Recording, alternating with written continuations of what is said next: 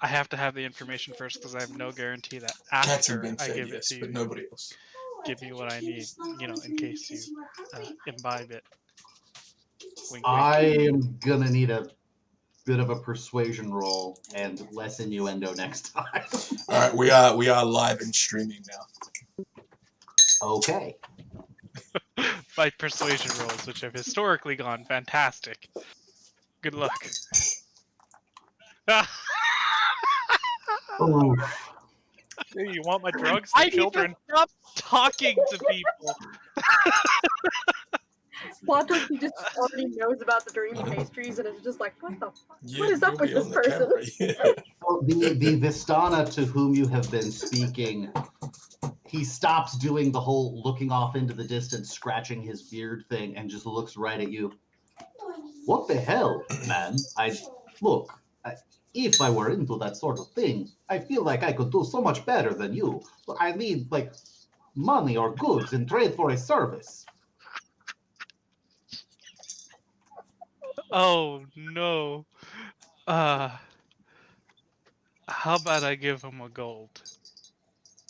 Okay, single gold piece. Single gold piece. More riches than the Okay. Vistani has seen that he hasn't stolen. Say what?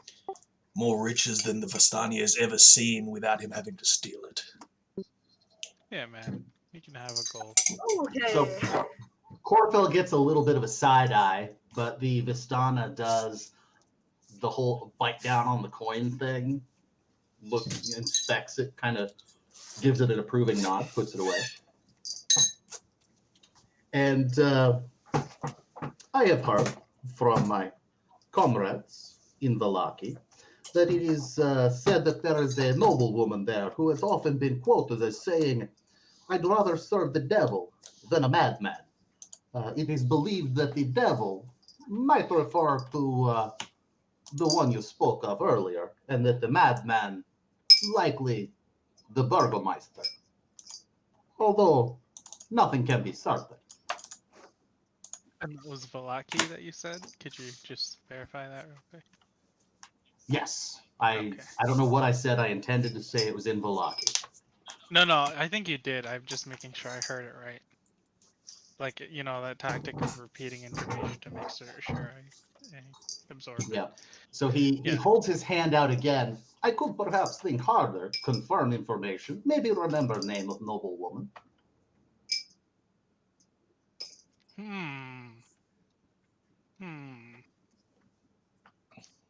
Should I do it, guys?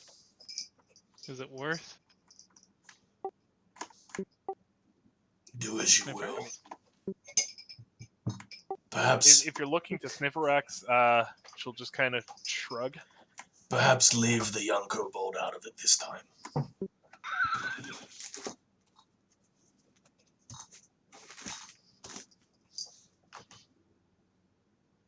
Come on, Prateen, don't leave me hanging. He's got his hand out. I offer half 50 silver? Is that how that works?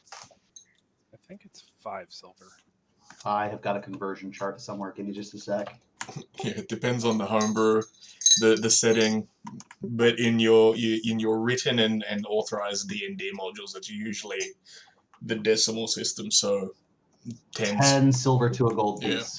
Oh, all right. I'll offer 5 silver. Since this is a name. I mean, we could ask around. And so I'm going to say we could ask around, and that's a phrase I'm sure many people would be able to attest to someone saying. So a name just helps us get there faster. So he clasps his hand around the 5 silver pieces and kind of shakes them a little bit. He seems not entirely satisfied, but he accepts it.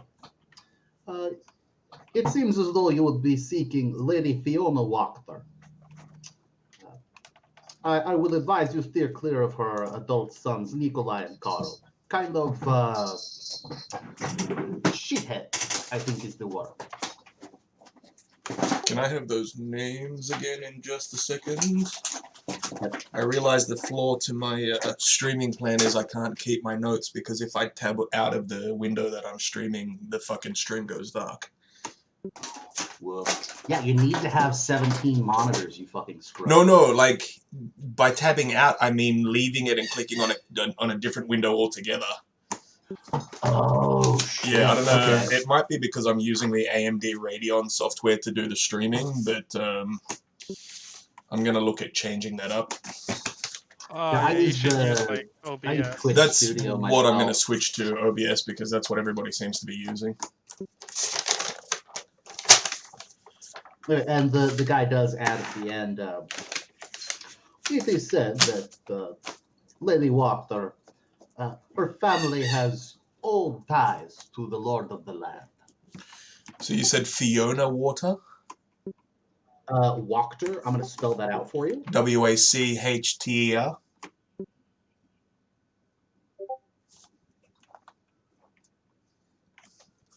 You got it right. Excellent. And then Nikolai and Carl. Nikolai, I imagine, is Nikolai. Yes, sir. And Dude, you are Carl right is on that also shit. K. It's one of the benefits of working in a 5-star hotel for 15 years is you see a lot of shit. And what was the second son, sorry? Carl. With a K again, I imagine. Yes. Mhm. One assumes that in school he got good marks. Ooh! Okay.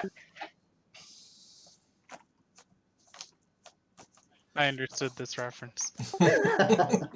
Oh, okay. Y'all have been jumping all over this book today. All right.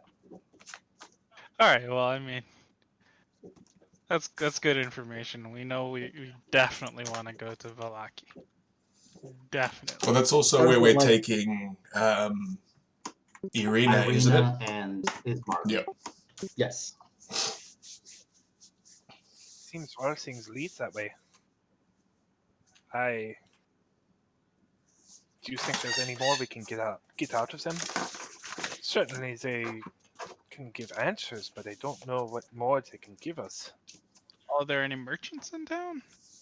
Or are all the merchants in Vallaki? There were merchants in the last town that you were in, but you did not visit them. There is a there's going to be something in the next town. If you want to ask them about it, they can maybe give more detail. It's going to cost. Really? To talk about merchants? Come on. Stingy motherfuckers. The Vistani do nothing for free. Nah, I think we can figure out the merchant thing, like, by asking around there. Not like merchants will want to be secretive. They want to sell. Can't do that without people approaching them.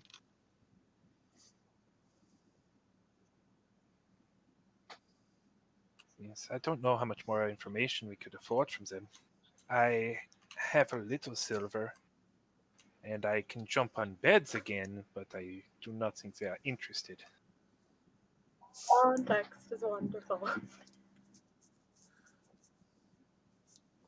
I'm absolutely in love with the complete lack of context. Not gonna lie. I also give Snivrax a quick side eye when she mentions jumping on beds again.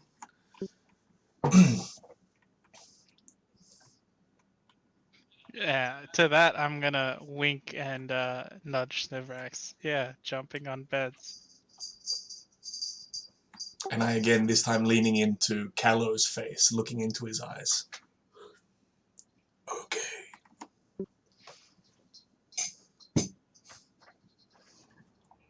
Epic. I have a question.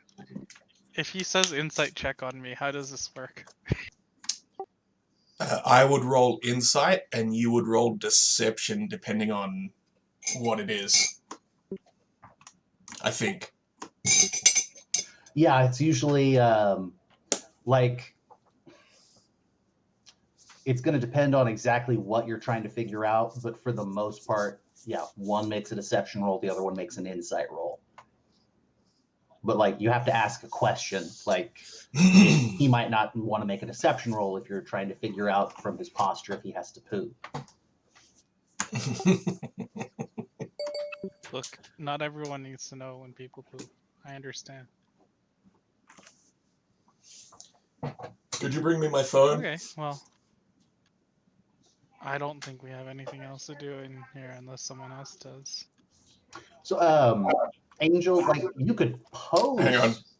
a question to Madame Eva, depending on what it is. Let me just do knows how this. she'll This will respond. be easier. Are y'all okay if I do a little sidetrack that has nothing to do with the overworking story? You Oh, should. sure. You got time while we're messing around with the Vistani on the outside, in the camp. Really helps not to have a giant snake monster there anyway.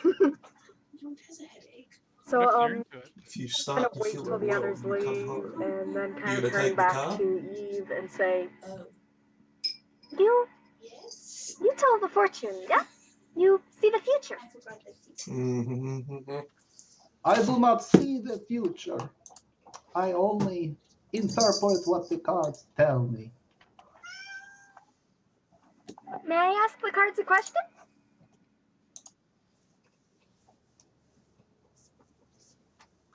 My response will be determined by the nature of the question. She sets the two decks out in front of her. What question would you like to ask? so Kalika is going to lean in and just kind of lean her head towards the cards as if she's trying to actually speak to them. And she's just gonna say,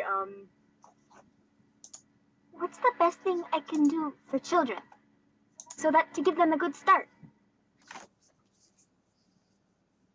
and then she's just gonna sort of let her head sit on the table and just stare intently at the card.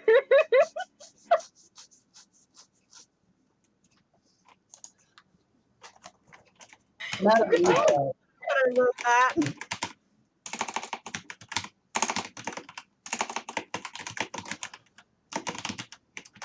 Madam Eva, for her part, doesn't do the whole flipping out of the 5 cards like she did previously.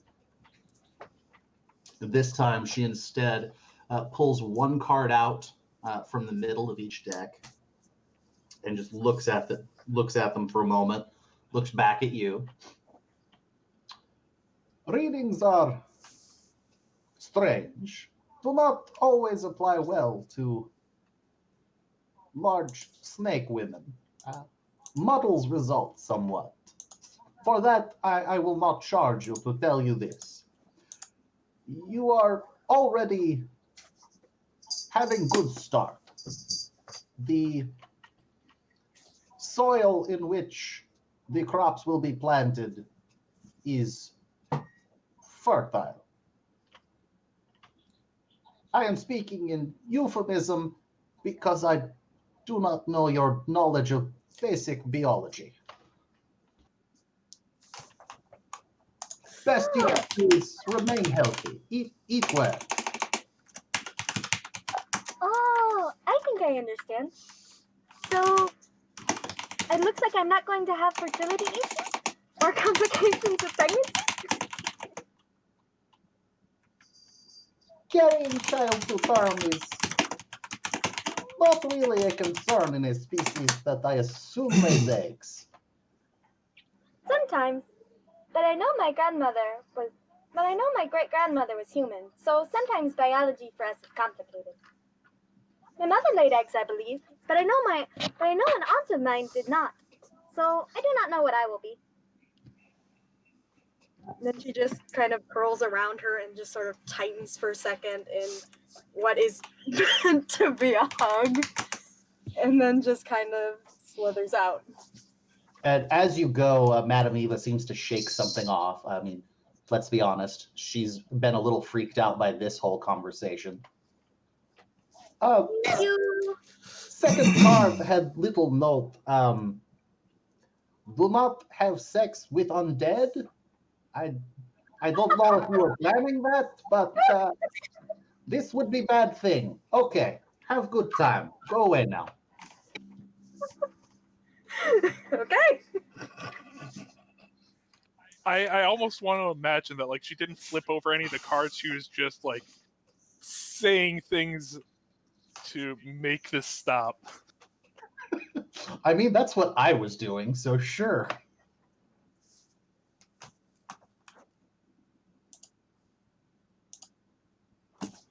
All right, so are we ready to head out?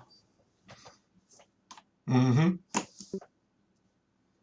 Okay, let me flip us back to the map.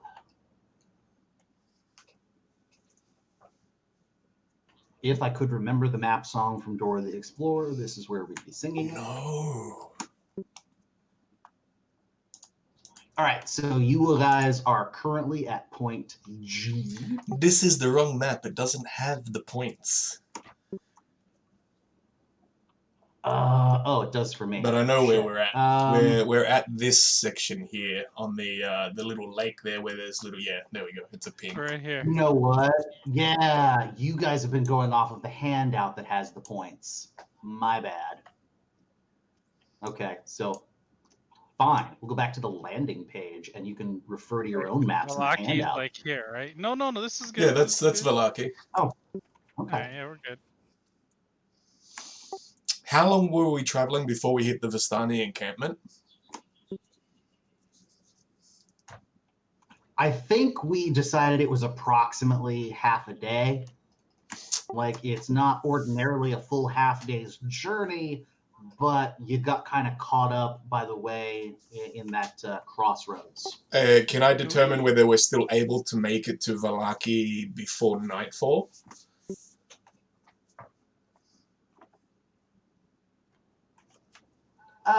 Based on your understanding, and I think we've established you do have maybe not a full map, but you have kind of a crude understanding of the layout. I mean, Irina and Ishmak are with us as well. Surely they'd be able to determine more acutely than us. Also, do we have this map? Is this like something that our characters have, or just we have as? So over the course of the last couple sessions, there have been some discussions about relative positioning of things in Barovia, and you guys had talked about enough things and where they were relative to other things that I felt it was appropriate that you see the map, like you have an idea of where most of those things are.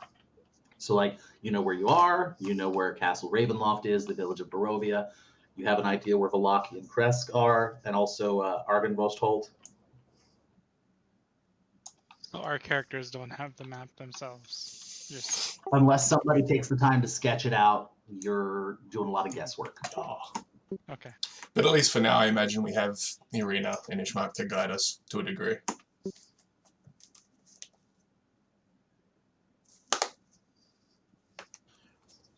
All right, so I'm assuming you stop and ask, is Irina or Ismark about the, can you make it to Valaki by nightfall? Is that what you're wondering? I walk up to them both.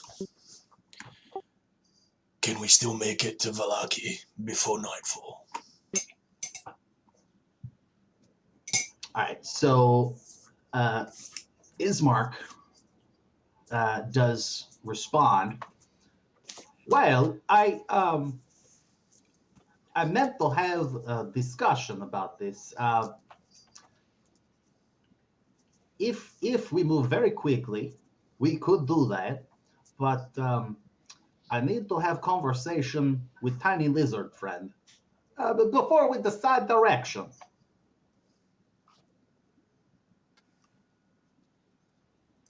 Yes? The old woman you wished me to fight? Well, I did not wish for you to fight her. I just wished for you to make a decision on her. One you could say is official in some capacity. Well, my sister and I, we advised not to fight at the time because we felt you were not prepared. But now that you have time to prepare, we will be passing nearby, the place where the old lady make the pies. I see. And you wish for us to destroy them? I have thought on what you have said. I feel like it would be benefit to village if they were to not be at village anymore. I was thinking maybe we sneak up, break oven or break old woman. Those are very, very different things. Break oven or the old woman. You know. Whatever you feel like doing. I would be happy to. Perhaps both. Then we are going to try and kill the old woman, right? Yes. She's a bad person, right? Those who consume their own kind for profit, no less. They are unacceptable in any culture. I can understand that. So, does that mean I can eat her? Well, I suppose she is an enemy.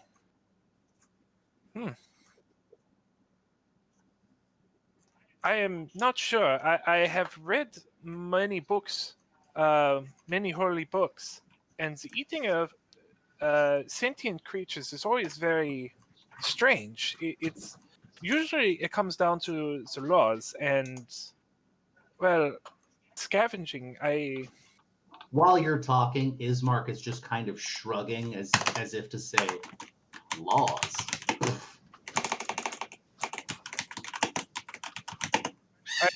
Suppose if the killing of them is not the purpose, we must kill them already. Well, that's where my understanding ends. I suppose if we're not supposed to, Tom will give us a sign. I think that means you're likely going to be able to eat her if you really want to. Yeah, like as Sniverax finishes saying Torm will give us a sign, like Irina and Ismark for their part both just kind of stop and look up and around as if waiting for like lightning to strike, and like nothing happens. There's still a bunch of Vistani milling around the campfire doing whatever the fuck it is they're doing.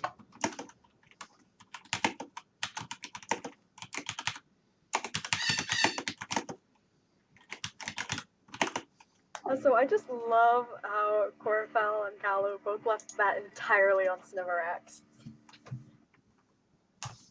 Well, no, I totally said. I suppose that means if you really want to, you can do it. Yeah. So I've been thinking of this out of character too, and like what's the laws in this land of eating sentient races? God help me, I can't come up with anything that makes sense. It's probably all arbitrary anyway. So my take. Oh, go ahead, Angel. Isn't it always? My take in regards to the law of the land, as it were, has basically been don't piss off the Burgomeister in whatever town you happen to be in, and don't piss off Strahd, and not necessarily in that order. Can I quick religion check to see if there's any arbitrary thing against eating the meat of sentient things? Well, you're not the one eating it. Well, no, but Kalika asked. Okay, sure. Oh, okay. So, based on offhanded comments from your master, the dude who trained you, whose name I keep forgetting from week to week, there's nothing specifically prohibiting cannibalism, but it's generally frowned upon. But the the stranded in the middle of the desert scenario with no food, kind of your basic takeaway was, if I gotta eat something sentient, like at least start with something that's evil, and work your way down the list from most evil to least.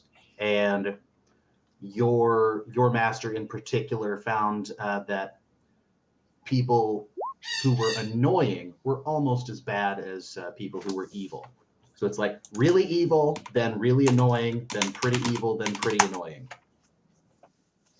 Let me point out though, that this is not cannibalism. Kalika is not human or whatever these things are.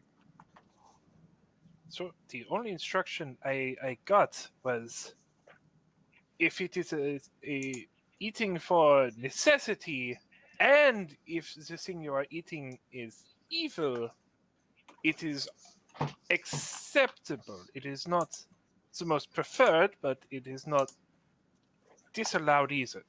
So you'd want to start with the child murderers and the torturers, then the people who talk at theaters, and then it's further.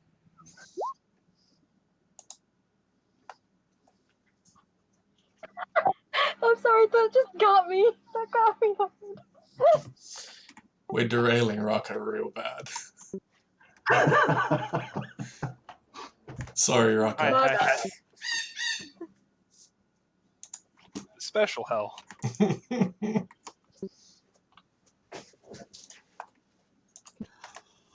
All right. So, as you guys head out, I better check and see if that thing is done. Oh, all right. So as you're coming up the footpath, you have to cross the river again, but you pass within sight of a spectacular waterfall. The description in the book is you follow the river to the base of a canyon, at the far end of which a great waterfall spills into a pool, billowing forth clouds of cold mist. A great stone bridge spans the canyon nearly 1,000 feet overhead. Is that this bridge? Yep. Holy shit, how big is this map? The scale. Oh my god. I think it's like a quarter mile for each hex or something. Oh my god. 1 mile per hex. Oh. Yeah, okay. Shows how much I've been paying attention. Good job DMing. Okay. So, you guys go on a little ways. So there is another gate that is in your way. It looks very similar to the gates you encountered when you first entered Barovia. The difference being, I'll save you all the role play here, that they're closed. As you approach, they swing open. When you pass through, they do close behind you, but there is not an ominous clacking of a massive locking mechanism. Can I look at the gates? Sure. I'm going to get real close. And just see if I can figure out how they opened and closed on their own. Let's say Arcana check. Okay.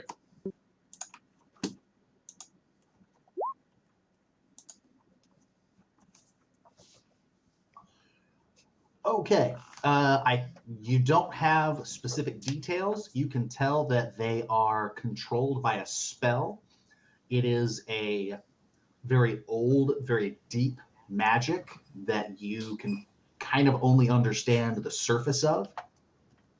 Essentially, a condition has been set regarding for whom the gates will open. And it seems like for whatever reason, you're on the list. Or at least you're not on the naughty list.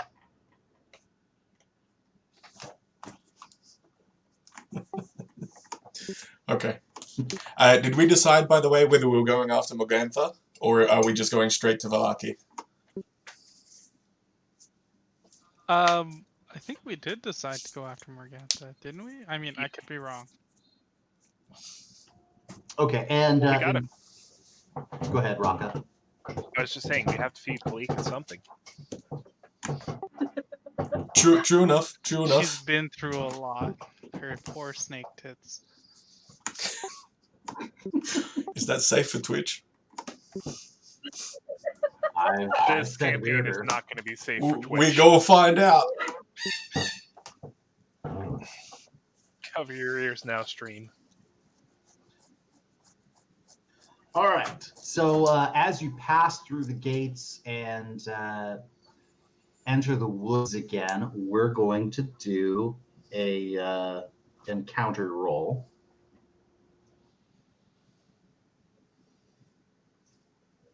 And hopefully it's not a goddamn hunting trap again. I hope it's a hunting If it trap. is, though, it has to be the one that I'm already carrying. You trip and fall. Ah! No, it magics its way out. Just I actually wrote this up as a magic item because I love that idea. Okay. Yeah, we get to go to the battle map. Hang on. Oh shit! Oh, shit. Legit combat. Yeah, I expect to see very angry hunting traps. They're all mimics. Okay. So it looks like everybody's here that we needed there. So that much is good. I need to find the tokens to add. One moment. There are only 16 Virgilian.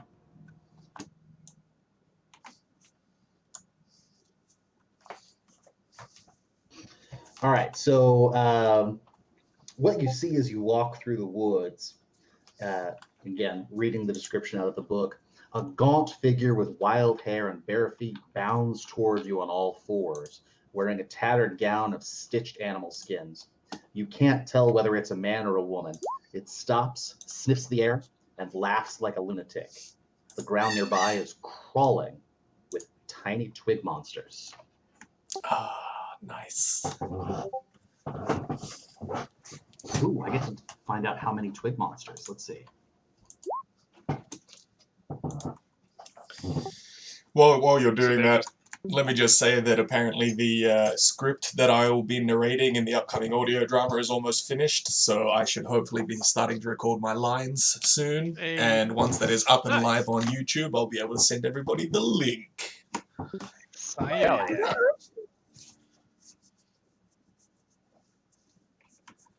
making it, my dude. I'm trying. I'm gonna knock an arrow. Kind of reflexively with the shillelagh thing. You're just a little bit funny. Because I came in looking for my socks. I thought you were ducking to try and hide from the camera again. No, I was looking for my socks. Ooh, and I need to get a stat block too. Sorry, just a moment. Oh shit, these things have stat blocks?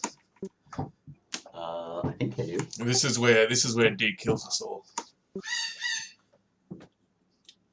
Welcome to your TPK, kids. It's alright. It's only twig monsters, right? Oh, those are the worst. yeah, I don't trust that.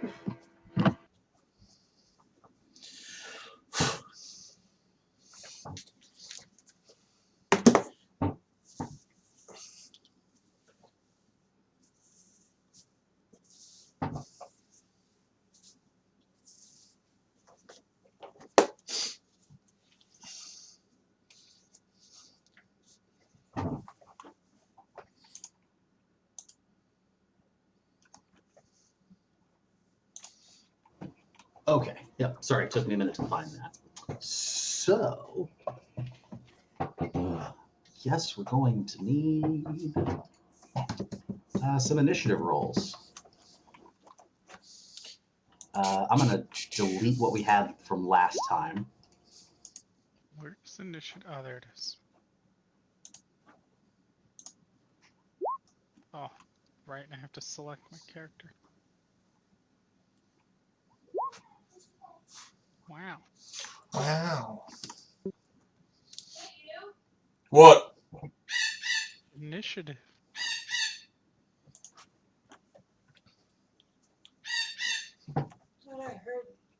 Something clinking. Might have been my chair. Really, D? You saw the fucking roll. Really, D?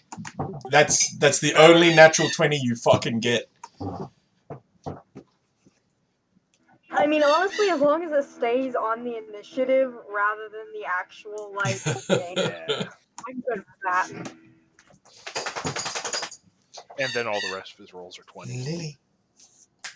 To make it that I'll give the twig blights their own turn. Oh, shit. I'll be in the garden. Okay. He did say this was a TPK. You motherfucker!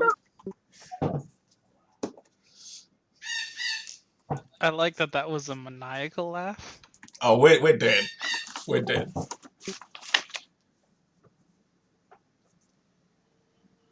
Okay.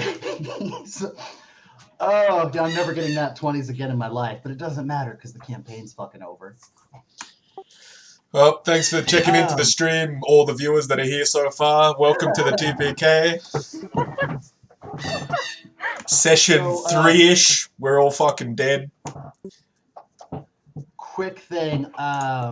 So I don't want to have to deal with a turn for Ismark and Irina.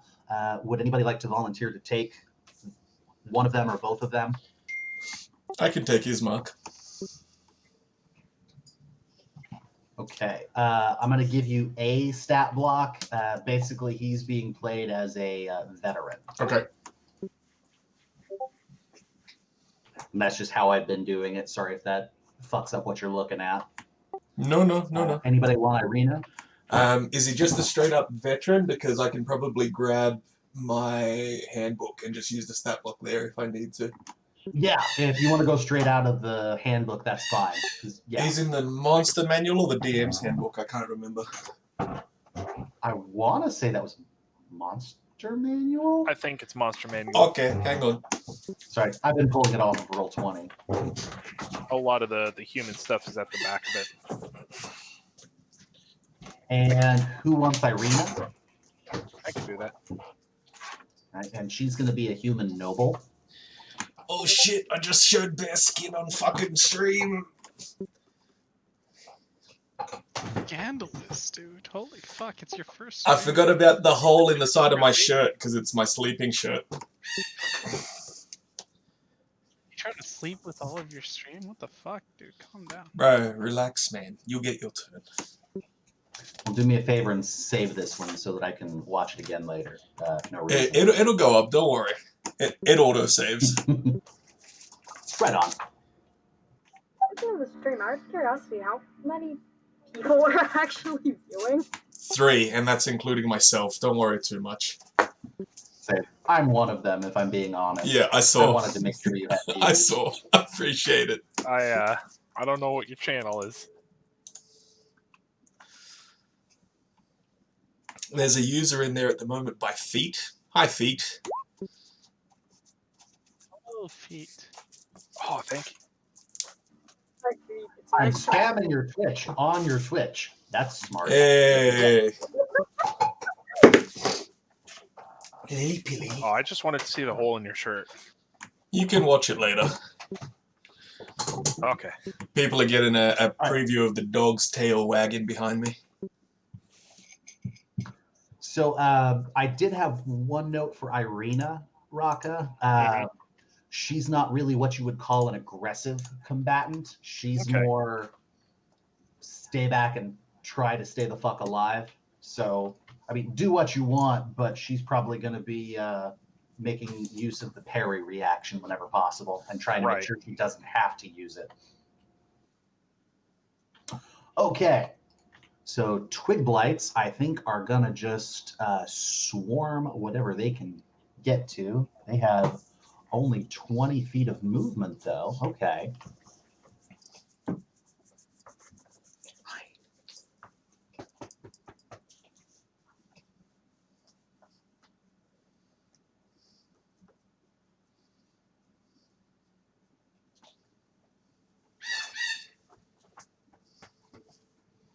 Oh, are these 5-foot or 10-foot blocks, by the way?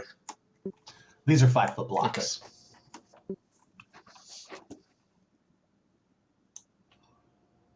Okay, so they do not have anything. They're not going to throw shit at you from ranged, so that's nice.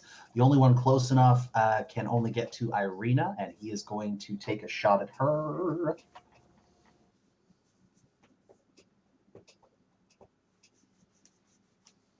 And that is going to be a big swing and a miss, so fuck Twig Blights. That's what you get for rolling natural 20s for initiative, my dude. Apparently, I should have let you guys come to me. Oh, did you want me, or did you already roll for Irina and Ismark for initiative? I was going to have them go on your turn. Okay.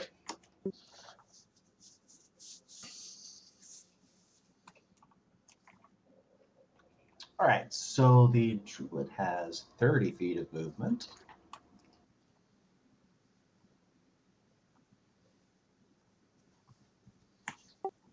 Did you say druid? Yes.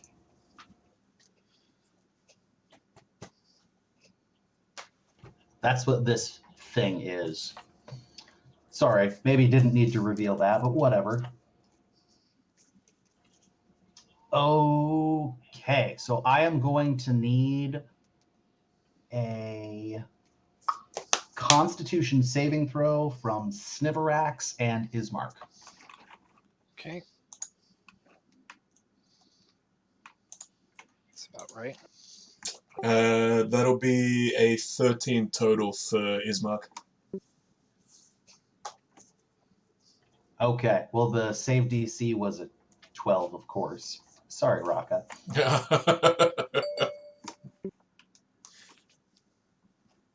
So the spell in question would have been Thunder Wave. So just like this weird feral humanoid thing rushes at you and just force fires out from them. Isn't it a 10-foot cube? So it would hit either me or Ismark? Thanks, Griffin, for the So I follow. had 15. I could double check that. I could be wrong. Okay, I've got range is self 15-foot cube, and then something about being pushed 10 feet away from you. Yeah, no, it's 15 feet, Okay. according to Roll20 anyway. So Ismark will not be pushed back. Raka, Sniverax will be pushed back 10 feet. And the damage output is 3, which will be halved to 2 for Ismark, who is not pushed back. Excellent. And that will make it Callow's turn. Ooh, okay. Thank you, Callow. Oh yeah, man. No problem. I am probably going to take a shot at. First time, Griffin, dude, we were talking shit at the start of the session, and Hold I on. made the joke that we Fair should stream it for shits and giggles, and nobody minded, so There it is. up it goes. We'll see if it gains any traction. Holy shit! That shot. Goddamn. Okay. Callow doing the damn. I think it'll be fun. Let's hope I can keep streaming. Right, so yeah, 13 piercing damage to this person. Like, they visibly kind of stagger back as they take the hit. I'm gonna say his forward momentum helped him take some damage there. Oh, for sure. Right, and is that your Dude, whole turn? D&D is so much fun. You should definitely So I'm not super versed on turns. I have play. a bonus I action. tell you what, we occasionally do one-shots on Some do. I don't know about ranges off the top Saturday. of my head. So if another one of those Well, the question happens, is, do you have anything that I'll uses let you bonus know. action? Because I'm sure Rocco would love to, or D would love to have extras in the one-shot I sessions. do. They're like little I'm not monster gonna hunts that use we it do. yet, I don't think. Can I just prepare another arrow? Like, do I need to do that? I assume that's what happens between your turns, is you're drawing another arrow to fire. Okay, Excellent. and also, am I keeping track of arrows? I'm not gonna enforce it, but if you would like to for roleplay reasons, that would be cool. In other words, what's D the wants you to rule run out for- of arrows. Okay, what's the rule on retrieving arrows after? Assuming that you specifically say, and I retrieve my arrows, you can usually get back about half of what you put out, Cool. if I'm remembering the rule correctly anyway. Sounds right. There are feats to let you recover all of them. All right, yeah, that's fine. That's fine. I'll keep track of them. All right, and that's going to move us to Corfell. Alrighty. First of all, seeing what's going on and having taken that thunder wave damage, Ismark is going to pull both his longsword and his short sword and move up on the druid, who I'm going to give you control. who I can't move. Oh, I can't give you control of him. That's bullshit. That's okay. Okay, I'll move him up to the druid. Thank you. Okay, that good? Yes, perfect. So he's pulled both his longsword and his short sword, so he's going to use multi-attack. So it'll be 2 longsword attacks as well as a follow-up with the short sword. 2 longsword attacks and the sword. Veterans are nuts, man. This guy's OP. I'm going to say that's a 7 to hit. I'm going to say that's a no.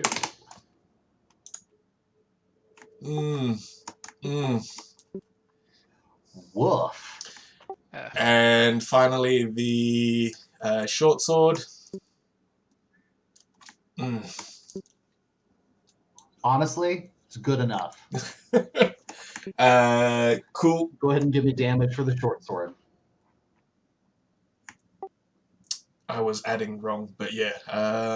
Short sword is going to be a d6. Plus 3. 7 piercing damage total, sir. Nice. Okay, yeah, and I went back and looked, even if we had given the extra. Yeah, 2, that's I that double checked wouldn't too. work. None of those first 2 hits were going to happen.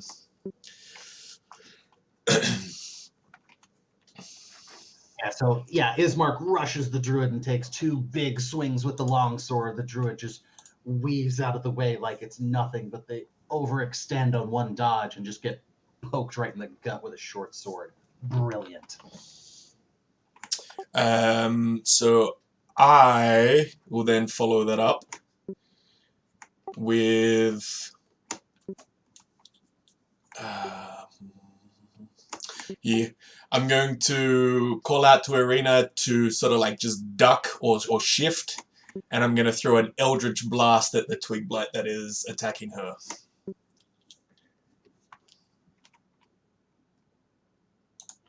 Okay. Oh, Jeebus.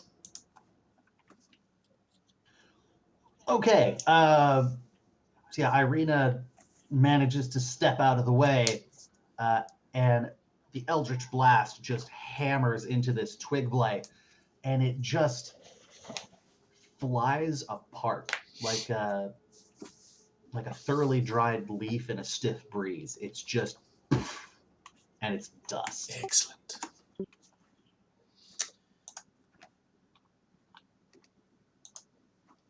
Suppose I should color code these bad boys so we can talk about them if we need to, huh? And then as a bonus action as well, I'm going to look to the druid and cast Hexblade's Curse. So she's within 30 feet, yeah? I mean, Yeah. Yeah. She's within 30 feet of just about everybody. So while she is cursed, or while the target is cursed, bonus to damage rolls against the target, a cursed target when I do damage, so I get to add my proficiency. Any attack against the cursed target crits on a 19 or a 20, and if the cursed target dies, I will regain HP equal to my level plus charisma mod. All right, so and the druid was the cursed one, right? Correct. Okie doke. I believe that takes us to Sniverax then, yes? Yep. So move Irina back, give her a dodge action. Sniv will move up and attack the druid. Okie doke.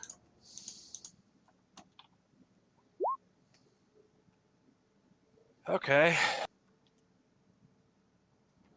Yeah, woof. Do you really have +0 for your attack modifier?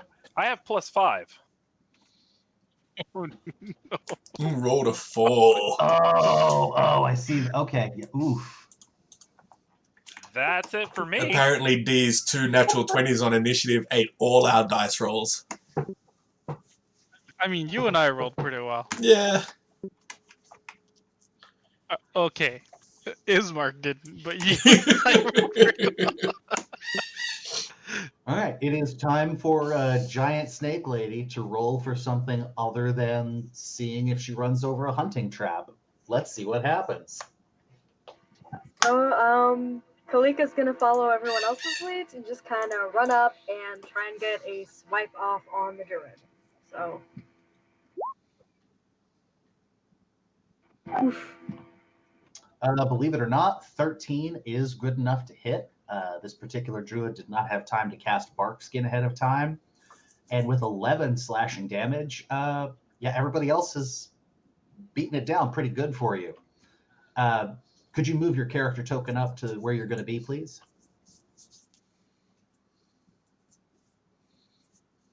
Yes, I can.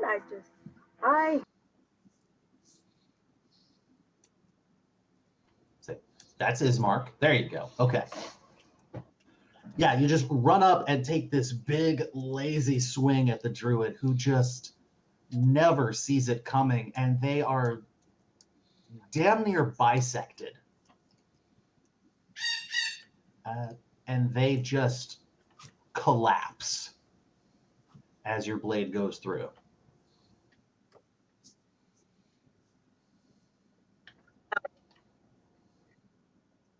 And I assume that's the whole turn? Yeah.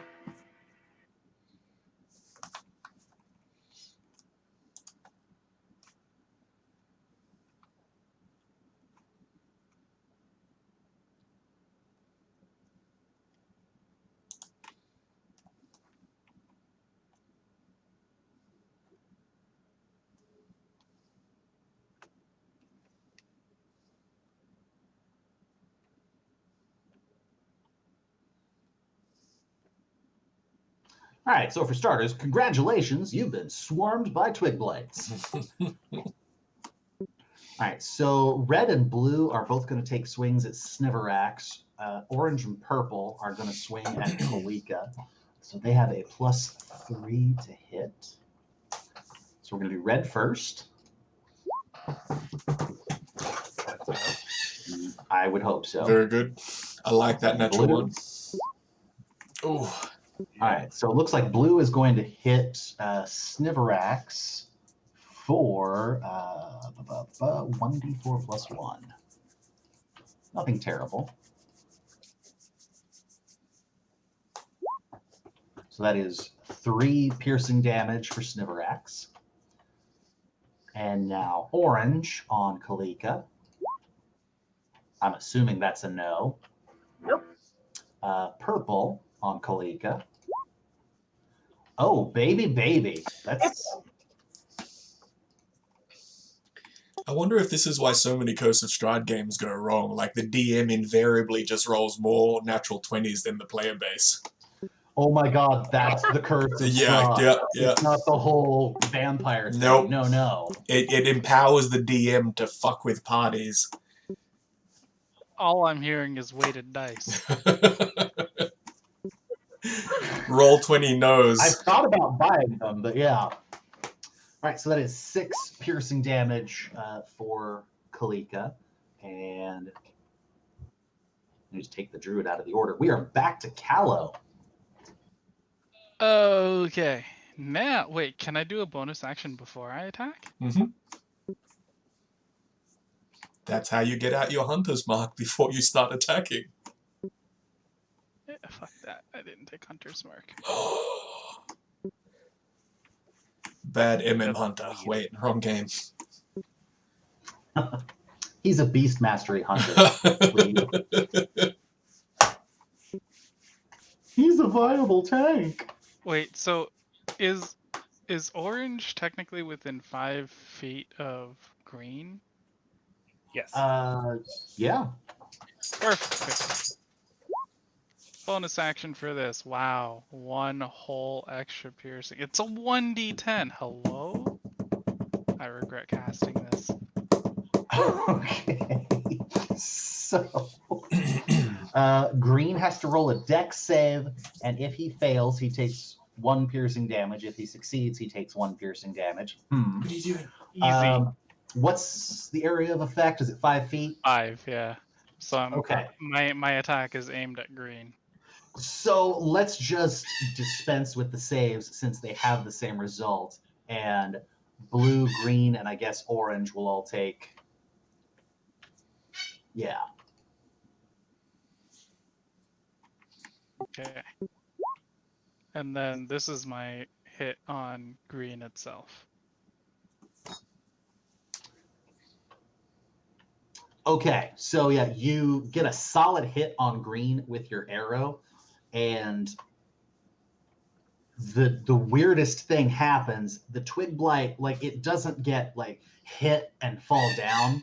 Like, your arrow catches the twig blight as the arrow flies through the air. The twig blight has no real weight to speak of, so the twig blight just I kind need of to pick your brain, by the way, flies off into the Gretum, bushes with the arrow, about some never to be seen again. camera details. I think it might be the I mean, software maybe I'm you can using go to hunt and stream recover the arrow, but like, that's causing some issues. little guy's But dead and gone. pardon? I guess he'd be Sam nice. has not been fed. I haven't fed the fish either.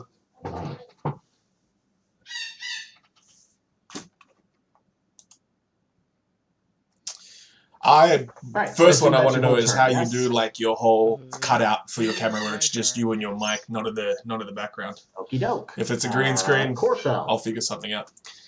Yes. First, Ismark is going to attack Orange Twig Blight with his multi-attack. Roll me something. So first swing +5 will be an 8. No go. Second swing, that'll be a 23 to hit. Okay, yes. And go ahead and roll damage on that one. Oh, yeah, +3 to the damage, so that will be 11 damage total. It's gone. Like, it doesn't get cut in half. It explodes in a cloud of dust. In seeing that, Ismark is going to turn on Purple Twig Blight with his short sword for a follow-up. So that'll be a 21 to hit. Oh, yeah, that's a hit. Oh, shit. And that'll be 9 damage, piercing. This guy's OP. Why are we here? He's doing some damn, dude. He's got 3 attacks, man. So with this one, like, you stab through it, like you bury the short sword to the hilt in its guts, or Ismark does, rather, and when he pulls back from the attack, the twig blight just doesn't really come free of the short sword. There's just, it looks like it has a plus sign for a hilt now, because the twig blight has been skewered. Ismark just looks down at the carcasses. Very good.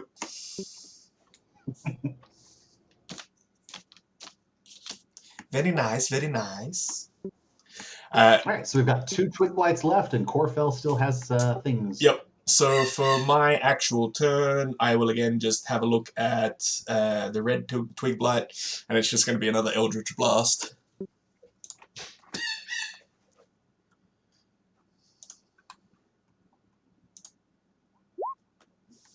Oh shit!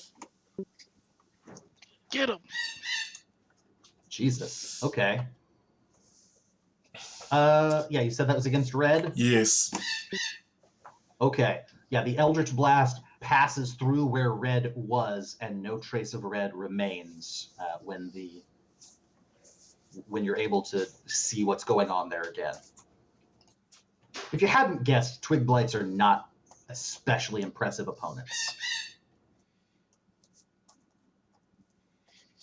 All right, So it But is yeah, now Gretham, I just want to get rid of Cyrax's the turn, background of and the only camera, so it's just one me. twin light remains. Maybe Sniff feels The like mic. she has to live up to do something here, so it might take a bit of a big swing.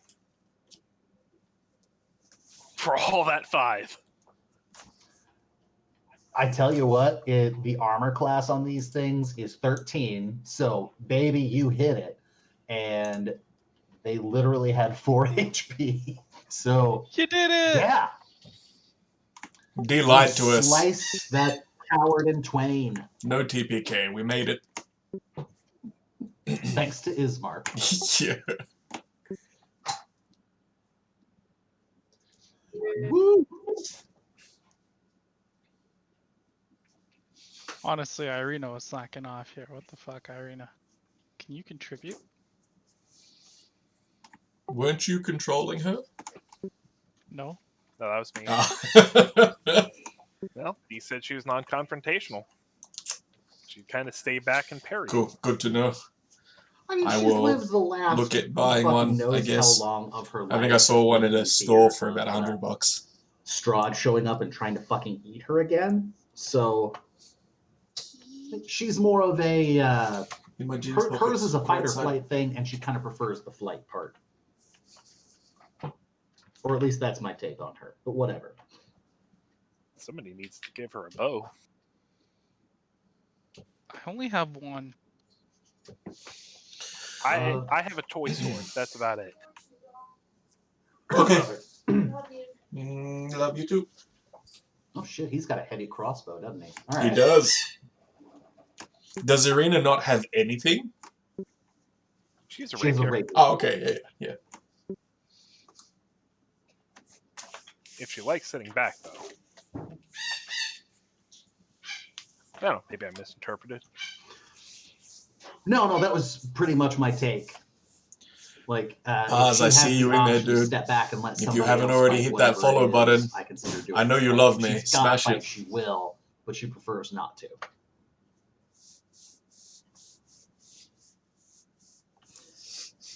All right. So, as per Ismark's direction, you come upon what he referred to as the old bone grinder. Wait, did we investigate the bodies, or at least the druid's body? Yes, Sniff would want to for sure. I would like to retrieve any arrows I can find. Smart. Okay, yeah. Let's have everybody. If you want to loot, give me an investigation check, and Callow, you might have to give me 2 because I want one for your arrows as well. Okay. If basically, if you can beat a 10, you can find the one that went off in the woods. So this is loot. Alright, fuck me. Oh, for Lost the wood for an team. arrow. For team. Oh,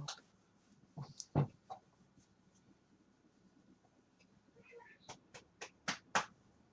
Okay, so the druid is honestly not going to be carrying really anything of importance on them. They are fucking nut bars.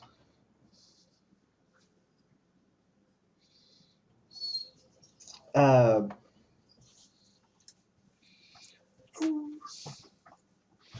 do they have on them though?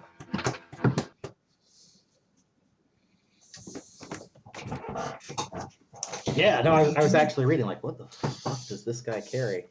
For the stream, I will show you the puppy. Let's say a very simple dagger Lily. is the only thing you find on this person. Other than that, it's just like it's all kind of gross. Like as you're like they're wearing a loincloth, and at some point the loincloth kind of flaps in the wind, giving you a view of where the gender specific stuff should be, and it's just matted, hairy, and gross, and you still can't tell. Like you look right at it, you still don't know. So that's fun and descriptive, I know. But yeah, they have a dagger. We'll say it's made out of stone, because that sounds fun. So who wants the weird stone dagger that we've been painfully non-specific about how this person was carrying it? Is the stone dagger like, oh, what's the word for it? I was a druid. Edible? Know this. Are you looking for edible? Dude, Is it like part of the magical artifact or connected with them being a druid or anything like that? Give me an Arcana check. Weird snake barbarian. you was gonna say, do Yonti have second stomachs where they need like rocks inside to help digest their food?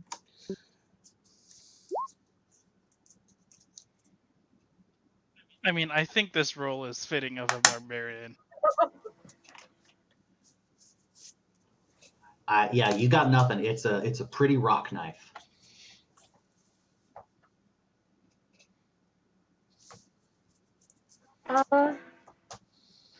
I think Kalika is gonna take it, and then if time permit, and I don't think she's actually gonna eat him. I think she's gonna be a little too worried about infection.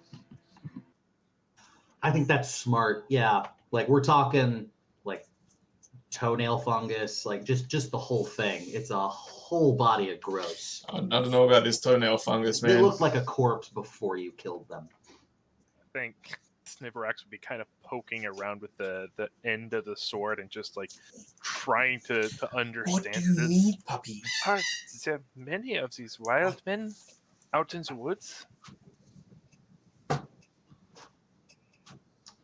Ismark, for his part, just kind of shrugs.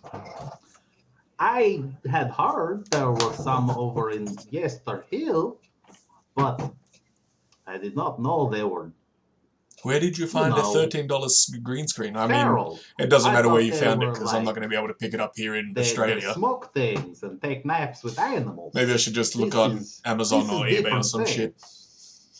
Naps with animals? Oh, I suppose that What do you need? explains it. What? She'll just stop poking at it, make sure the loincloth is down. Okay, good to know. Good to know. I'll be back in just a second. The dog is whining at me, so she may need to go out. This seems like a good spot to take a 5-minute break, everybody. Okay, I'm also going to take the opportunity to put on a shirt that doesn't have a giant hole in the side of it. Smart. Nobody look at my ass as I walk away. I don't need any of that stuff.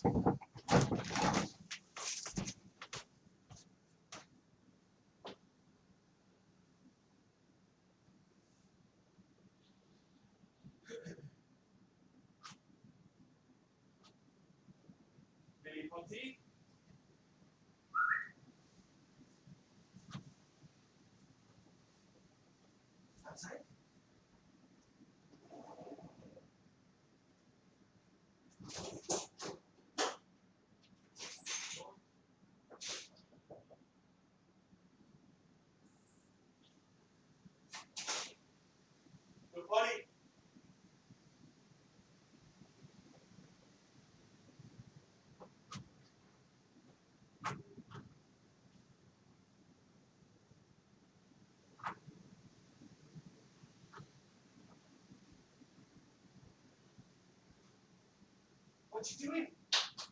Inside? Come on. Inside or the funny? Which one is it? I'm just going, dude.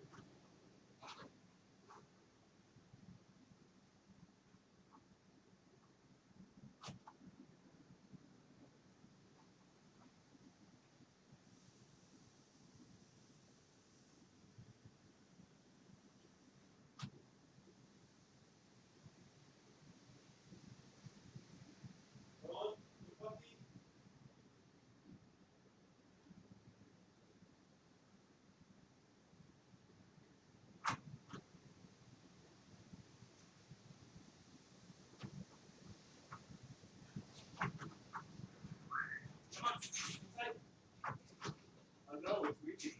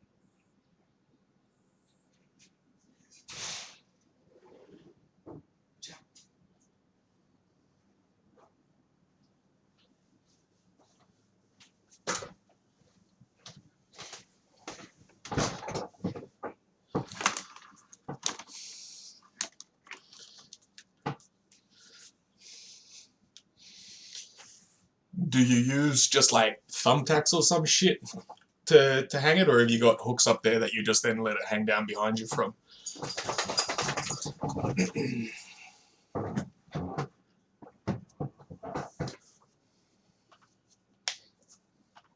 I am also back whenever we're ready.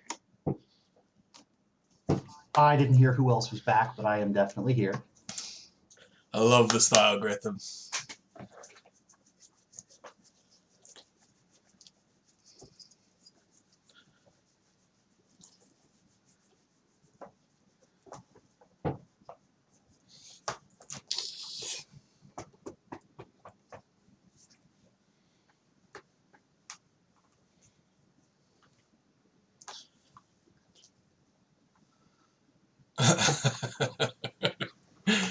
Yeah, I'd be doing the same, I think.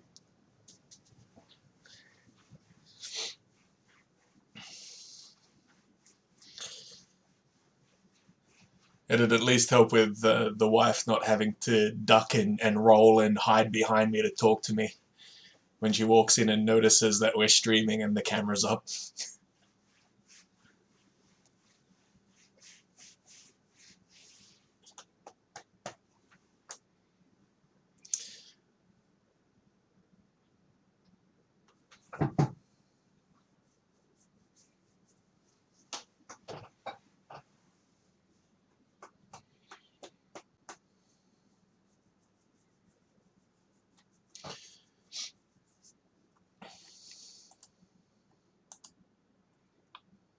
So who are we missing? I'm back. Looks like baby's still Pratim and Angel. Alrighty. You know, it's not bad, by the way, either. Obviously, you and Ruck are in there watching the stream as well, but I've got 7 viewers total. We're doing something. Nice. 8. Yeah, the weird Borat Ismark hasn't scared anyone off yet. Which is good. For the record, when I chose that voice, it wasn't supposed to be Borat, and I didn't know there was a second movie coming out. Did you watch it yet, D? I still haven't. Like, I'm saving it till after today, so I wouldn't go full That's right. Borat trying to do That's the right. All I'm going to say is it paints an interesting picture of the current climate in the US. I mean, Rudy. Oh. I saw his tweet or something about how nobody should take Sasha seriously in terms of what is seen in the movie, and how he's just lying down to tuck in his shirt. After having seen the movie, I can tell you unequivocally he is not tucking in his shirt. Just, like, based on the pose he was in, I have never tucked in my shirt that way. I have also never tucked in my shirt in the front while directly facing a female. Like, I'll turn around and face a corner like I'm a bad boy. The only time I do something like that is to the wife, and she gives me a dirty look and then storms off. As she should.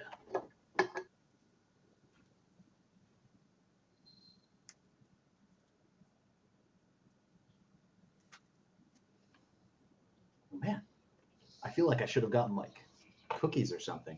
Oh my god, I have Oreos. I'll be right back. Hello, sorry, I'm back. Ooh, I need to refill my water. Shit. You know what? I refilled my water and then left it in the fucking kitchen. Ew. Okay, I heard Pratim while I was on my Oreo quest. Is Angel back? Yep. Okay, no Oreos for D. Got it. Okay. No, go get Oreos, because I gotta go and get water, so you got, like, 30 seconds. I'll say they're here. I just, I'll scarf one. Lily, we're not going outside. I got we a could- banana. It's not happening. We can watch his stream to see when he comes back.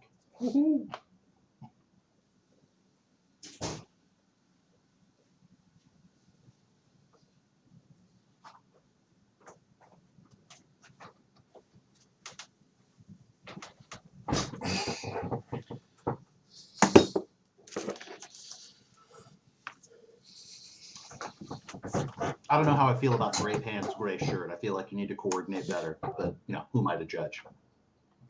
I mean, it's fair. You didn't know you were going to be, live. Today, I so wasn't whatever. thinking about being live today, no. But yeah, we'll figure it out. At least Z's not in the stream watching, thankfully. Apparently, Yeah, it's... there would have already been porn in the comments. Yeah.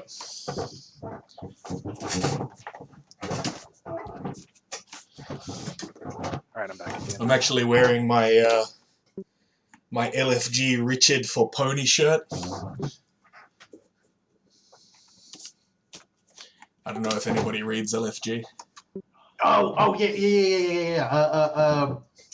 The orphanage attacked me. It was self-defense. You all saw it. I love Richard. Yes. Oh, that takes me back. I haven't checked that shit out in a while. Yeah, it's been a few months for myself. Most of this year with everything that's been going on. Webcomics haven't really been on my to-do list.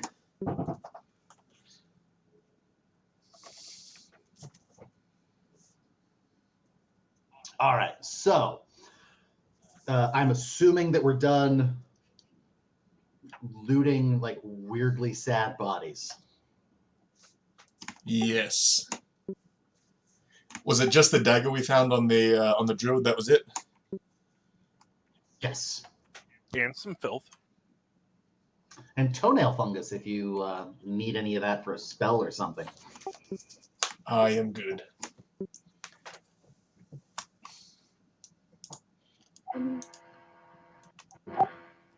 Kalika probably is at some point going to have to ask one of the others to take a look at the dagger and see if it has any significance. Fair enough. Is that something you're doing now? Sure. Probably Snivrax is who would know best. So they could probably just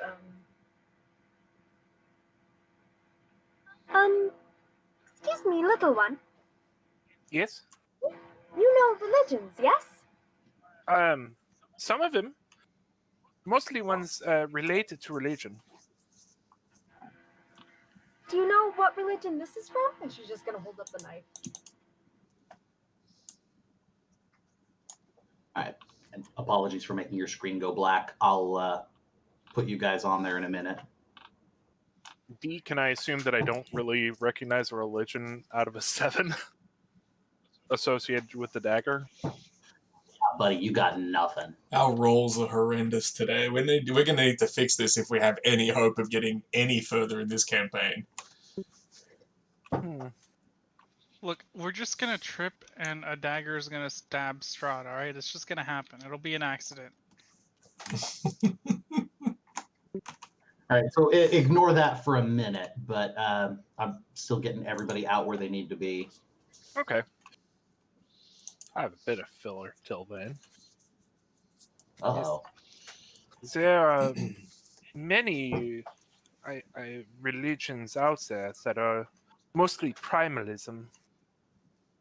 I have only heard of them, but I believe many use crude instruments like this, but it is not indicative of a religion itself. It can be, but it is certainly not obvious. And even if it is, there's no way of saying which one it is connected with. Judging by that fair man, I would assume these are very primal and almost unknown religions, if any.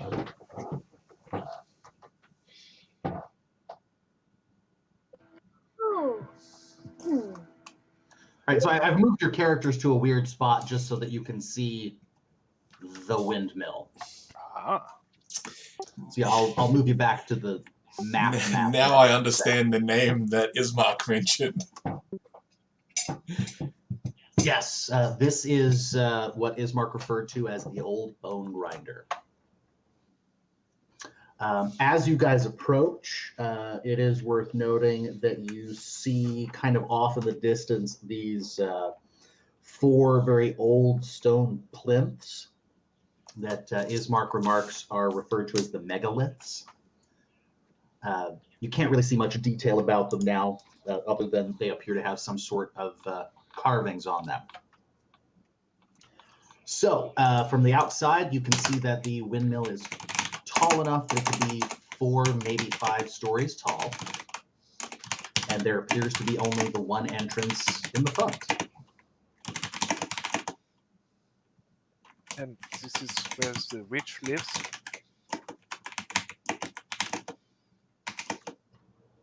Allegedly? Yes. Yes, this is where they live, yes. How many are there again? Well, I think there are just the 3, yeah. It would be better if we could fight them not all at once, though, because he kind of makes that claw and grr face. You know, monster. I must agree. Even the raving madmen of this land seem to be infused with unholy power. This is, of course, our duty, but we must approach this carefully. Maybe we cause a commotion outside to draw one of them out. Lure them out with something they love. A small child? And then I look at Sniverax. I Yes, too good look idea. at Sniverax. You look like a small child. Wait.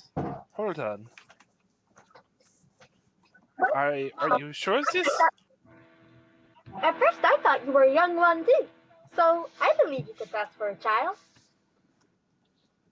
Just put on some theatrics. Oh, woe is me, I'm so lost. Can you help me find my parents? And is anyone there?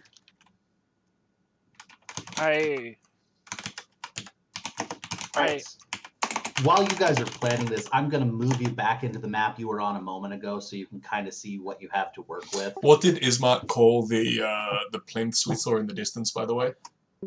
Megaliths. Megaliths. And you said there were runes or glyphs inscribed on them that we could see faintly? They had something carved on them. From where you are, you cannot make them out. You would have to approach. Yep. Right, so from what you guys can see now, Corfell, you are positioned directly in front of the door. So if you guys want to fight, if you want to try to draw someone out and fight them, I can move us back to the generic battle map and have it happen there. So the map that you're on right now kind of assumes you guys are going to pick a fight while inside. Okay. Well, I mean... So, but Ismark was saying there are 3 of them and they may all be in there? Yes. Yeah. So that's why I suggested, or Kahlo suggested, maybe we try to draw one out with a distraction. And Sniverax volunteered herself, so noble. I do not think I look that much like a child. Do you really think we could fool a witch? Does anybody have a sack? Oh.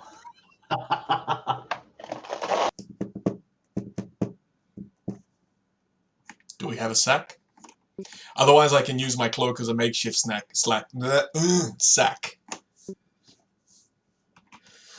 We can't say sack too many more times. It's not safe. I love that you're putting Sniverax in it and making it a snack sack. Do we want to have Sniverax in a sack though? It would make it very hard for her to fight. And see and understand what's happening. I did not intend to keep Sniverax in the sack.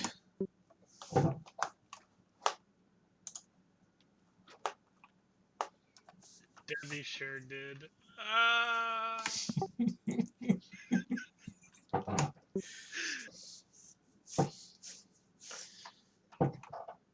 Alright, I'm going to lay my cloak down. Sniverax. Into the center of the cloak. Do we have a strategy first, or are you just trying to shove me in a sack? Strategy is to lure one of them out and then probably block the door somehow. Do we have something that can block the door? I figured Kalika could stand in front of the I'm door. very big. That would also make her tank anything that decided to approach the door. We close the door behind whatever we drag out. That's fair. Should we investigate anything nearby too to see if it adds to their power? I'm assuming you've already got the cloak like partly up her neck and like already trying to cover her. I don't know, did you move onto the cloak? Oh yes. And just be like, shh, no talking, only dreams now. So one of the other ones that finds it funny that like we have a cloak that we could easily just like shove on top and just have this like hunched over child figure, but instead we're choosing to go ahead and put her in the sack and make it a makeshift It's sack. makeshift. It's makeshift. Like, I'm not going to tie the top of it when I fold the cloak up over Sniverax. It's just going to be held there as, like... And then it's going to be a surprise... She'll probably be able to just flail it off. It's going to be a surprise kobold. I'm gonna throw it at whatever we draw out. Prepare the shillelagh.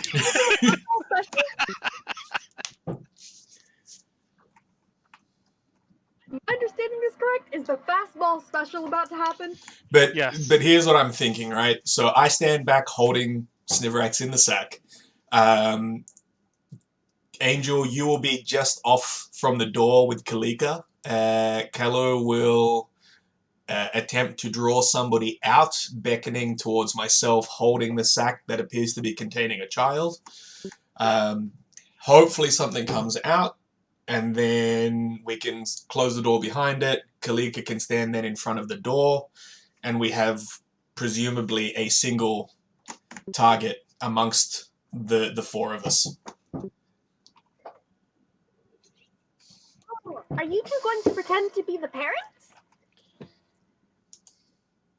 We're gonna pretend to be not kids, I guess. Girtham, how do I get rid of people that are in my chat using stupid links? I don't want to buy followers, man. What the hell is this crap?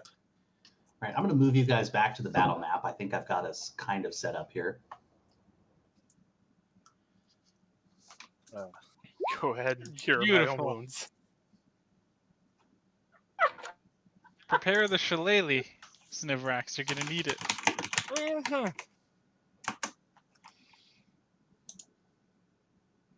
And I've already got Sniverax in the makeshift Sniverax snacks sack. Thank you, sir.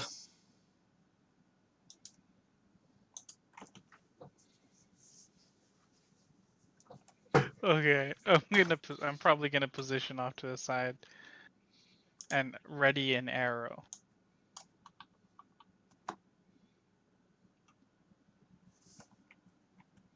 Everybody else ready? All right, so I'm assuming the intention is you lure hags out and they, come out and you fight them. Should we go ahead and get initiative ready now, or is there another way we see this going? I'm hoping our plan will allow for potentially a sneak round. Same? A sneak attack round? Yeah. Okay, go ahead and give me initiative rolls anyway. We'll talk about whether the sneak round happens, but we'll have the initiative ready to go. Mm-hmm.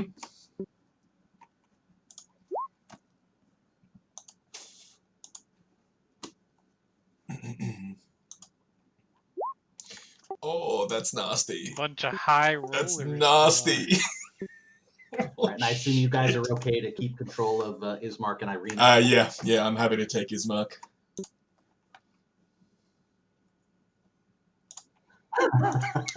Ismark rolls an 8 for initiative.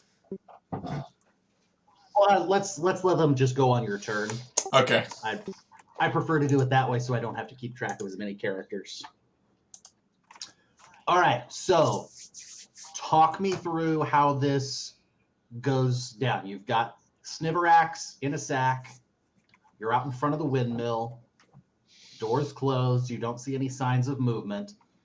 What are you going to do to get the attention of the trio of witches within?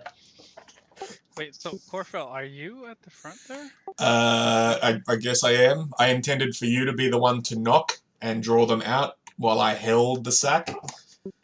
Okay, that's fine. That's fine. I'll knock, but then I'll move over to the side. That's my strategy. I'll knock and then move back out of line of sight, essentially. Well, out of line of sight of the door, but I'll be able to see you. Okay. Is everybody ready? Hold on. Do we have Irina and Ismark hidden somehow? Or out of sight? Irina's going to want that. Yeah, I think Ismark should probably be behind Kalika as well.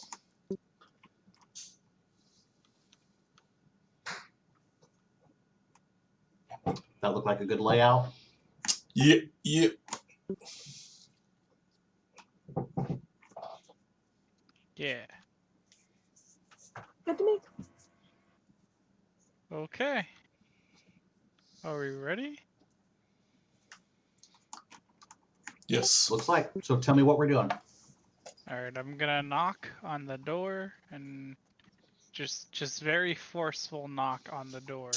As As loud Callo as I can. knocks as well, I'm going to, like, with my hand behind me, use like a dagger I have there and just sort of poke at Sniverax through the sack to start her writhing inside to make it look like somebody's struggling inside. Just ask. Sniv will try to kick a little bit at Corfel. It's not going to hurt. She has -2 strength. And Callo moves off to the side and yeah. See if it worked. You know what? Give me a deception roll with advantage. Let's see if your knocking on the door gambit gets them to do what you want. Yes, because my rolls have gone so well. It's alright, you've hold got on, advantage. Where's Double deception? ones. Don't. Oh I've my seen a God. couple of posts with Bro, Raka! Raka, you did this. No, you. To be fair, it wasn't a 1, it was a 2. He just has -1.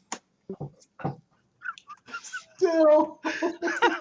How do you fail deceiving Since knocking on a door? look, since nobody's since actually it's there. my plan, can I roll instead? Go for it.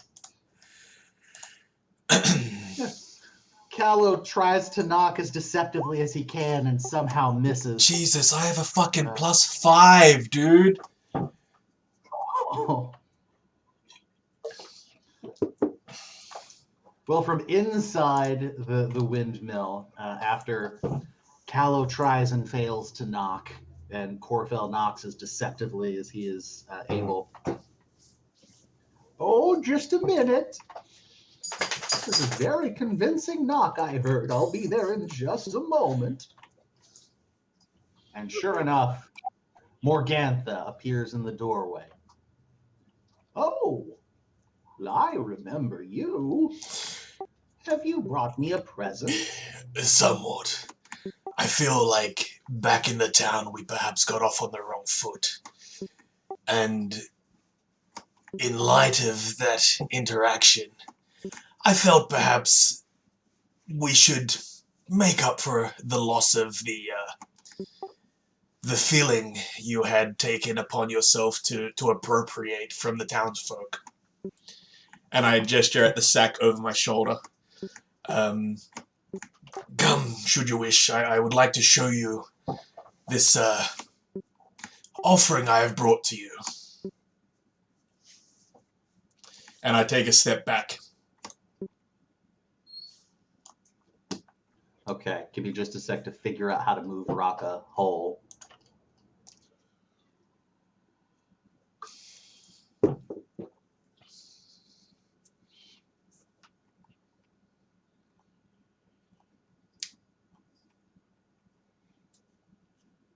Okay, sorry about that. Okay.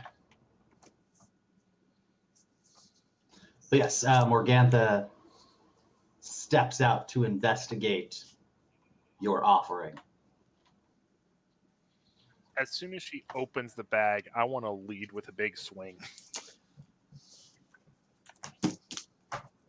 She opens Sounds the good. bag. So yeah, I pull the sack back over my shoulder and lay it down between us, and I sort of look behind Morgantha towards Kalika and Callow, and sort of with the eyes say, "We're ready." And as soon as we're ready, I'm going to let go of the top of the cloak and let Sniverax do her thing. Is this advantage because sneaky sort of attack or unexpected attack? Doesn't matter. Hey! Did Morgantha close I'm the being door normal. behind her, by the way, or is it still open? Door is still open. Okay. Well, All right, so you guys got warning.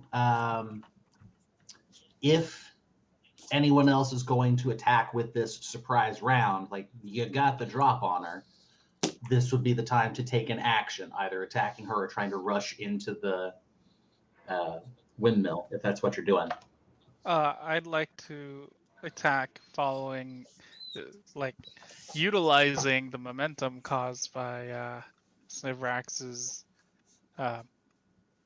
hit. I assume she's gonna stagger backwards, even just a foot or so. Get a nice arrow in the back. Okay, so yeah, you shoot the kind old lady in the back with an arrow. Good job. Kalika's gonna follow that up with The door. yeah, closing the door. And would I be able to close the door and then also take a swing? I'm gonna say no. My understanding is you can interact with an object or take an attack action. You can't typically do both. Fair enough, then the door is closed. Hi. Right. Yeah, you guys definitely have a you done come to the wrong neighborhood kind of vibe right now. I'm loving it. Is this Mark going to help? Yes, Ismark is going to move in. If you could do that for me, please, D. He has only readied the longsword, which he has in a two-handed grip. So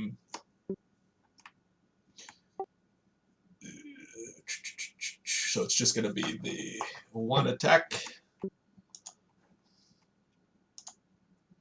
It's going to be a 19. It's good enough to hit. Give me damage. That'll be a 6 total.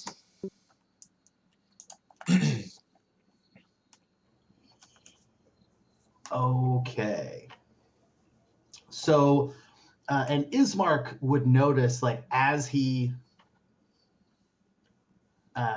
swings and hits, he notices more than Callow does that his weapon just doesn't quite seem to hit as hard as it probably should have. It's almost as though she has some sort of magical protection.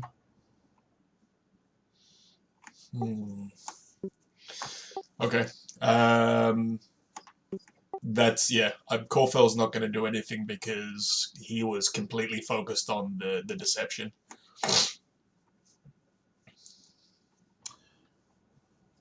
Okay, so that's our surprise round. Let me give her a turn. And Raka, I'm assuming you're running Irina right now. Is that okay? Sure. What do you need, puppy? And I kind of assumed she would stand back for all that, so whatever. I promise, by the way, those noises are me patting the dog. And I know you can't see my hands, so, but they're not doing anything untoward. all right, so yes, you all take a few swings at her. She still has an arrow sticking out of her back. She took a big slice across her back from the other side.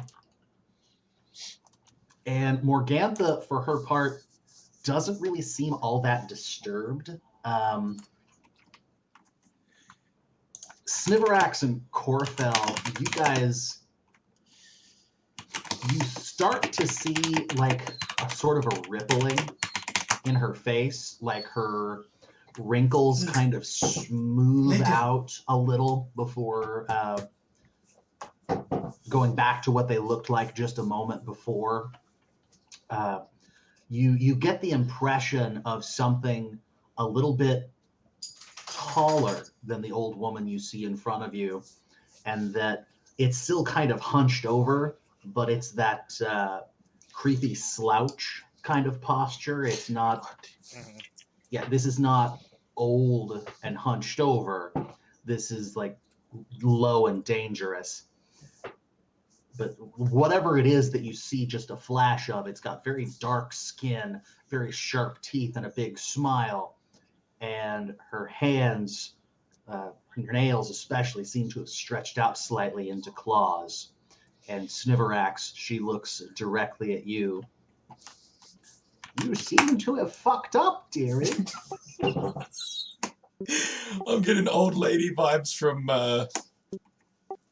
I'm pretty sure it was from Pulp Fiction.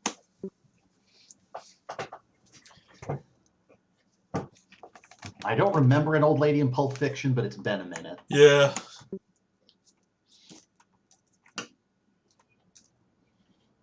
Okay, so for Morgantha's action, she is going to take a swipe with one of her newly clawed hands right at Sniverax's face.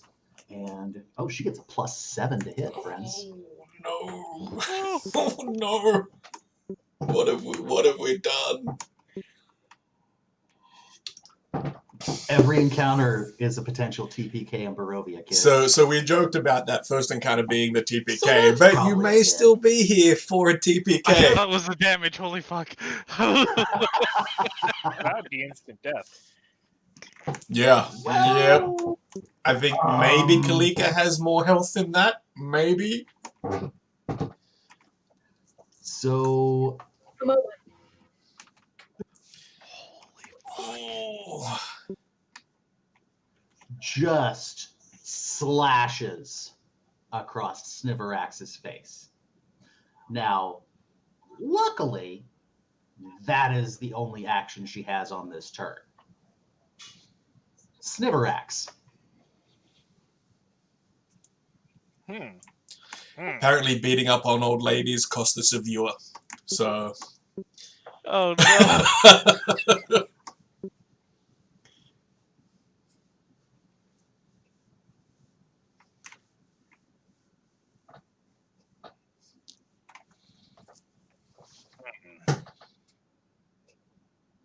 Yeah, I think my only play here, I'm going to have to use Divine Favor, my last spell slot.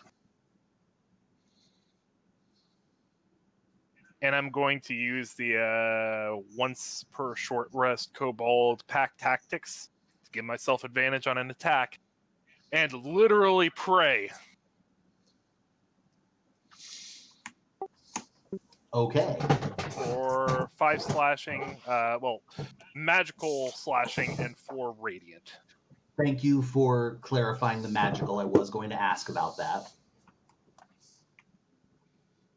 Yeah, so a solid hit. And I will point out, Sniverax, like, Morgantha did not seem bothered by taking an arrow in the back or a sword slash to the back, but when your funny little wooden toy sword takes a swipe at her and makes contact, she recoils a little bit. You done hit her good. I don't think I can take another hit like that. Can someone... You should Push her use off. your bonus action to I did. Divine Favor. oh shit, so you can't run. No, that's an action anyway. Oh, I thought Oh, movement wait. was a bonus action. No, bonus action is separate from movement action. Disengage is an action usually. I do have survival instincts though, which I could have used, but I wanted the Divine Favor. Right. So I would remind you, Raka, you're also in control of Irina, who I assume is probably just going to stay the fuck out of this. Actually, I was going to have her run up, hold the door shut for Kalika, and just kind of see if she can do anything to jam it, and tell Kalika to get in there. She's got the door for now. Okay. I figure right now it's in everybody's interest that nothing else comes through that door. Her being away from it isn't going to help. Really, all the trouble you're having with one of the 3 witches that live in the windmill, you don't want the other 2 coming out? Oh, I don't know. Maybe we can take it. All right, so Raka, let's do a quick investigation roll for Irina. Okay. Investigation, I think, is related to wisdom, right? Yes. Intellect. Oh, is it intellect? Yes. Okay, so roll a d20. We'll give her a +1. Okay, yes. She takes a quick look at the way the handle of the door is set up, the hinges. Just after a cursory examination, she figures out a way. She just slams her rapier through the door handle into the door jamb just perfectly, and places it so that it's actually kind of braced against the opposite door jamb. It's going to take her a minute to unfuck that door. Perfect. But she also doesn't have a weapon now. It's fine. If she has any movement left, I'll have her back up. Well, actually, no. She'll just make sure that isn't going anywhere. Sounds good. All right, and that'll give us Callow. Magic. Okay. I don't think there's much I can do.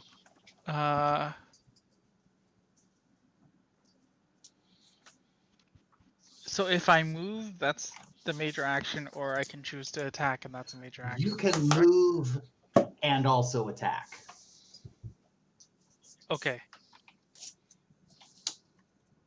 Yeah, I believe movement is in a separate category than other actions, but attack and interact are in the same category. Correct. So you have your action, bonus action, movement, plus your reaction, which is generally taken when it's not your turn.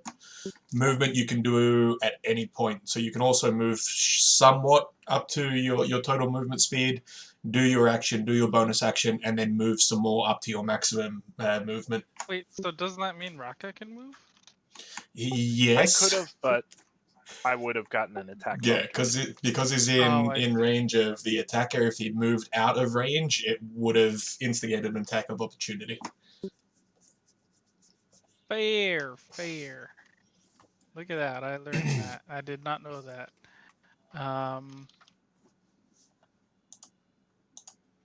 Yeah, I'm just gonna shoot another arrow. There is... Wait, actually, nope. No. I'm gonna do this. And what is this? Flat. That needs touch. Wait. You would have...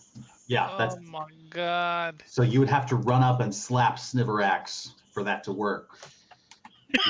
You can do it, though. You've got 30 feet in movement, yeah? I do. You can get in Like, behind you can pop us. up on the other side of Sniverax and give her a pat on the bottom. Okay. I'll do that. All right. I would realize remind you that Sniverax is 7 years old and you just touched her butt. Yes. You're a pervert. So, also, I realize... For reference, stream, I hope she doesn't cleave. Sniverax is a kobold. 7-year-old is like old age. She hits for more than your healing. You could have picked me up with one. I hope you have another spell slot. I do not. Okay. Oh. Look, it's too late. We're in deep. Oh yeah. I didn't want to say that while you were deciding it. Meta is not the right place for tactics. Exactly. We still got this, I believe. All right, so you use your turn inappropriately touching a minor. Good job. That brings us to Kalika. D, I'm fucking streaming on Twitch, dude. Fuck! Sorry. That's not going to last. The 7-year-old kobold who is, for their species, legally an adult. My apologies. 10 years old. Oh, 10? 10! That does make it far better. Thank you, Raka.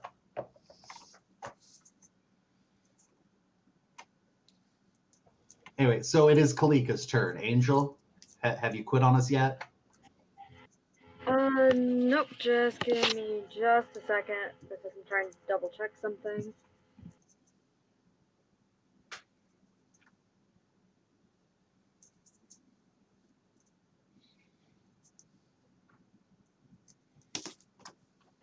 All right. Yep.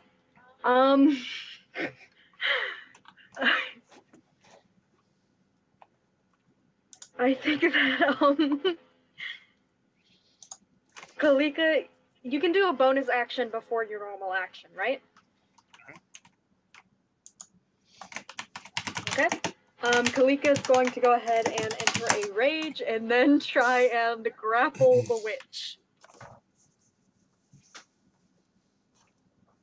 Okie doke. So rage will give you advantage on. I know it does strength saves. Does it do strength checks? Give me just a second. Yeah, you'd think I would know that I already. don't but think so, unfortunately. Depending on the The path. The one I'm looking at has, while ranging, you gain the following benefits if you aren't wearing heavy armor. You have advantage on strength checks and strength saving throws. Oh, hey, we do got it. Right on. All right, so we'll make a grapple check, which for you will just be a straight up strength check and with advantage. And Morgantha will attempt to contest it. All right, so you've got a 20. Big snake. What the However, fuck? Oh my god! We gonna die. So what's our next campaign gonna be? I mean, we can do Curse of Strahd again. Y'all haven't done that much in Barovia yet. This is our first planned fight. Yeah, Kalika, you come up behind this tiny, shriveled old woman. You get both of your arms around her in this bear hug, and she just shrugs and breaks your grip like it's fucking nothing. So, yeah. Now we got Corfel and Ismark. Are we playing flanking rules, by the way? I'm going to say she's still facing Sniverax, so like if you want, we can have Ismark attack with advantage. Okay. Like, that's about all I ever do for flanking. I don't mess with crits, but if you're like... Yeah, it was someone more can't- just about advantage on attacks if flanking, that's all. Cool. So...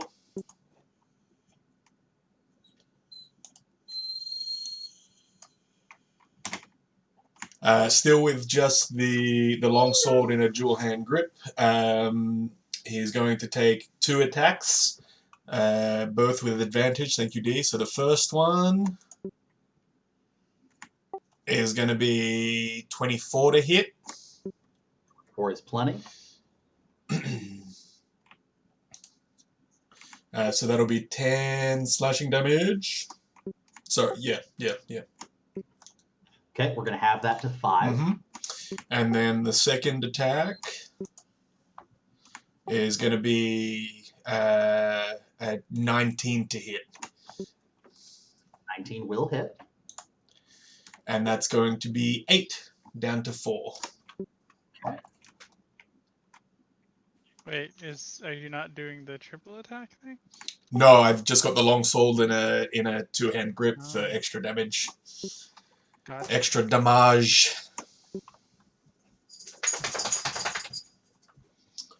Has Corfel noticed that these hits don't seem to be doing as much damage as Sniverax's hits are?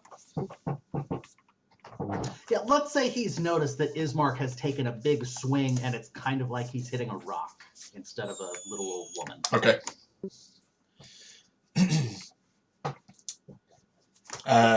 So for Corfel's turn, he's just gonna sort of throw up a hand in front of Morgantha's face and cast Eldritch Blast. All right.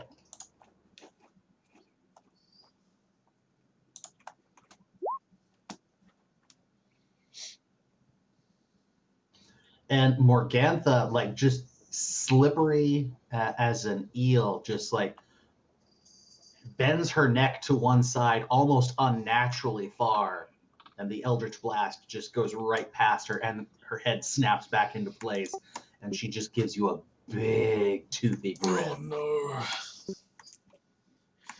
That's bonus action Hexblade's Curse. Okay, that means everybody else gets advantage against her, right? Um, And crits on 19. so no advantage. I get to add my proficiency bonus to any damage I deal, but any attack against the creature crits on a 19 or 20. Okay. So that makes it Morgantha's turn. She looks at you, Corfel, and raises both of her hands like she's going to slice you across the face as well. Would you like to see how that's supposed to be done? Oh no. No. And she very quickly casts a spell that you would recognize as Magic Missile, were it not being cast like 3 inches from your face. She does not unleash them all on you, though.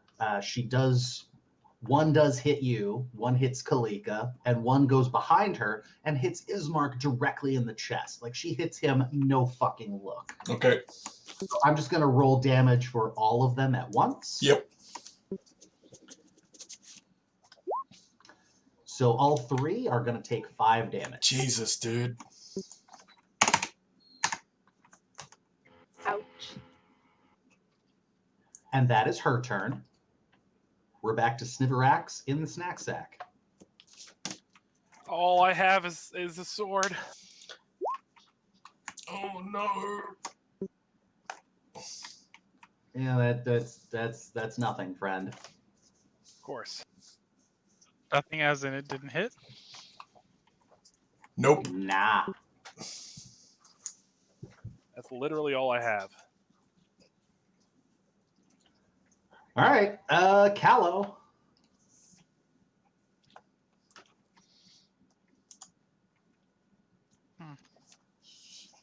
Well, all I can do is throw another arrow because I don't have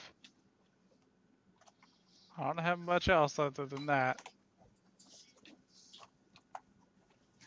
You've got to feel like Green Arrow trying to fight Superman right now. Like, I guess I'm gonna hit him with another arrow. I don't fucking know. Yeah, dude. Oh shit. Yeah, Bad rolls. you just whiff. Okay. Kalika, sup, girl? Hey, how's it going? This is going bad. What you want to do?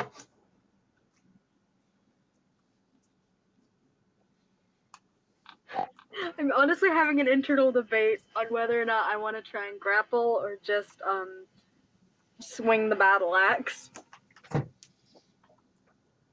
You do you.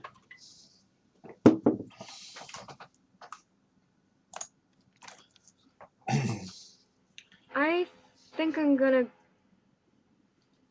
go ahead and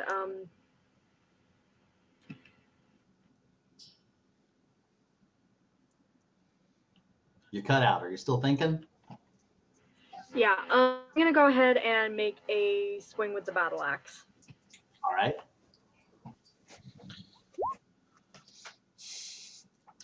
And it is a whiff. Ooh. All right, so we're back around to Corfel and Ismark. Corfel's going to look around Morgantha at Ismark. You seem to indicate that this would be easy.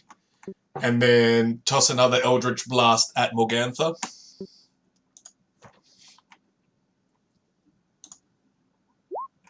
Nope. Yeah.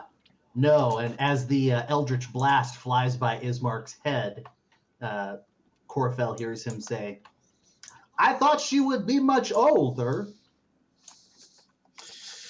Ismark is then going to punctuate that statement with 2 swings of the longsword at Morgantha.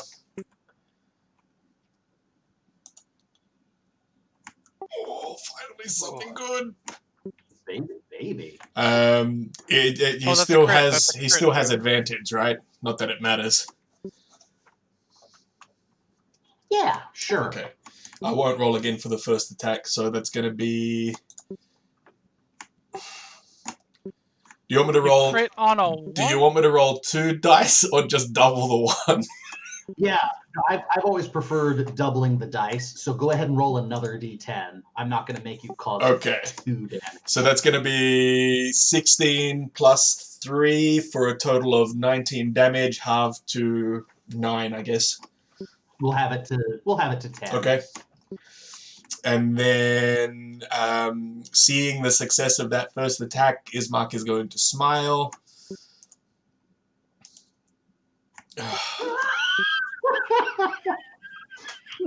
And become completely overconfident. Yep.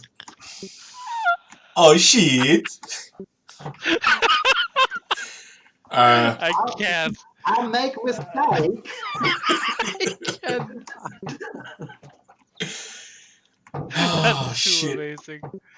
Oh my god.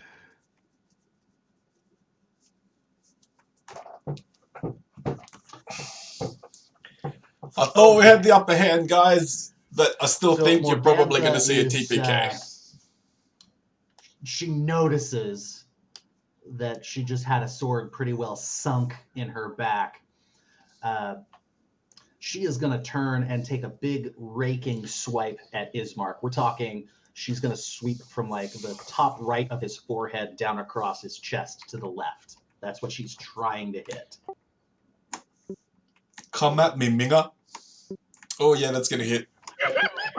Yep. What the fuck are these rolls?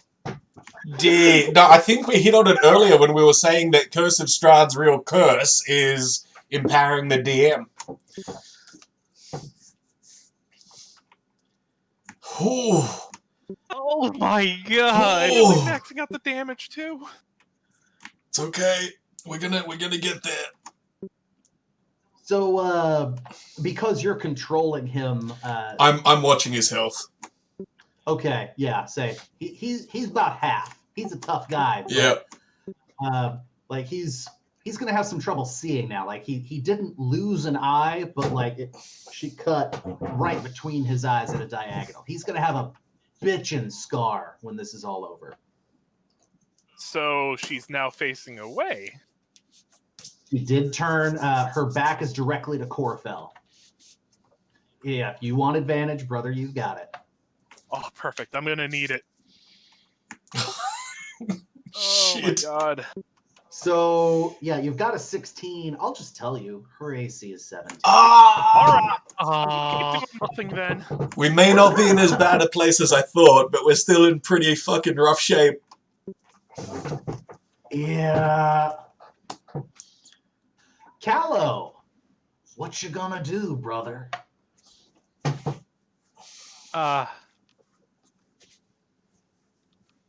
Probably shoot another arrow. So creative, so brave. Much respect. Do something. Do it.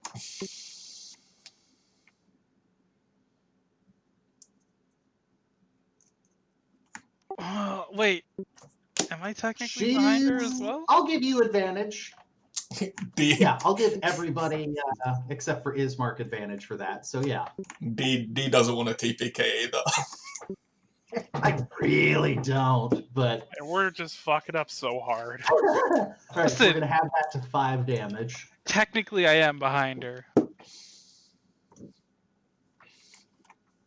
For this round, Yes, for this yes, round. I will give Sniverex, Callow, Corfell, and Kalika advantage. Anyway, so that's Callow, and we are at Kalika.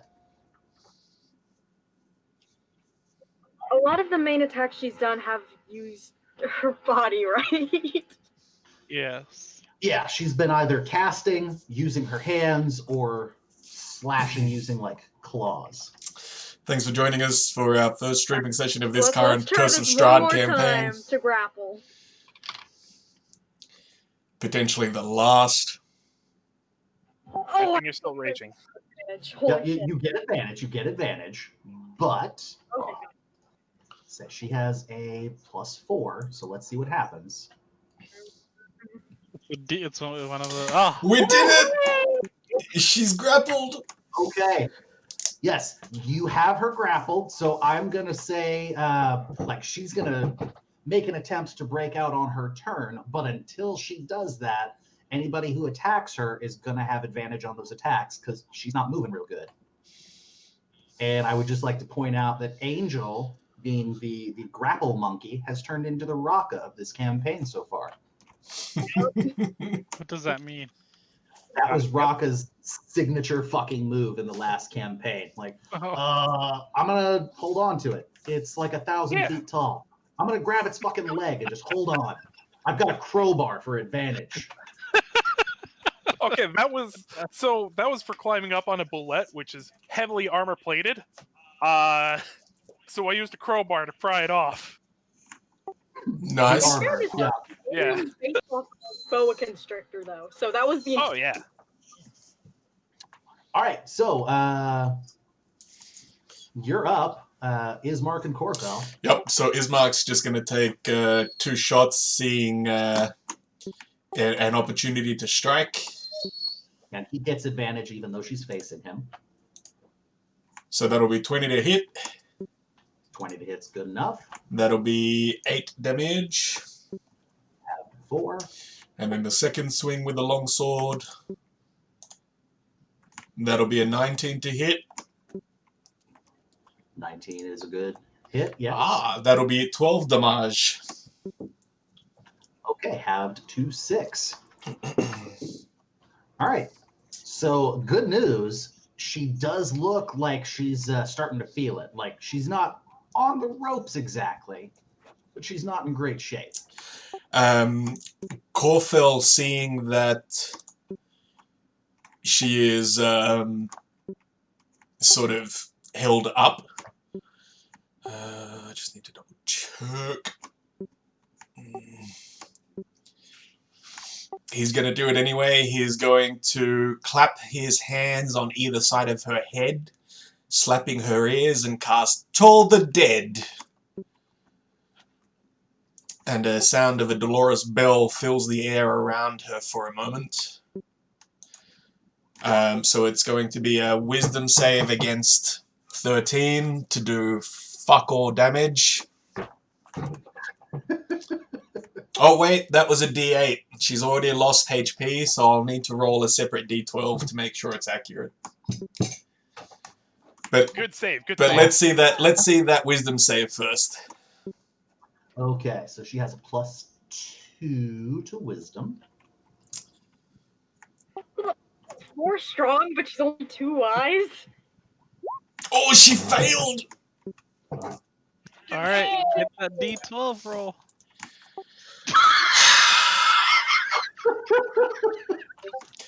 That'll be The 2. good news is it's not halved. That'll be 2 necrotic damage. Fuck. Oh my god, I almost passed out just now. Okay. Pratim's laughing so hard he can't breathe again.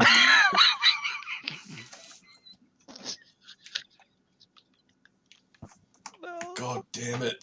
Can somebody write Wizards of the Coast, please, and tell them to disengage this curse from Curse of Strahd?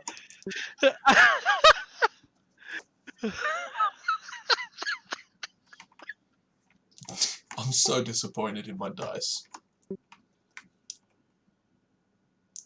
Did we lose D? Sorry, no, I was reading up on what I wanted Morgantha to do, and I was just letting you have the moment. Sorry. So Morgantha, who has just had her clock somewhat cleaned and really can't use her hands that much, just kind of leans her head back a little bit and looks like she wants to whisper something in Kalika's ear. Hey there. Would you like to see a cool trick? And all of a sudden, Kalika, you go from bear hugging what appears to be a little old woman to kind of punching yourself in both shoulders as she just disappears out from your hands. Ugh, that is annoying. But it is a very good trick, though. Kudos.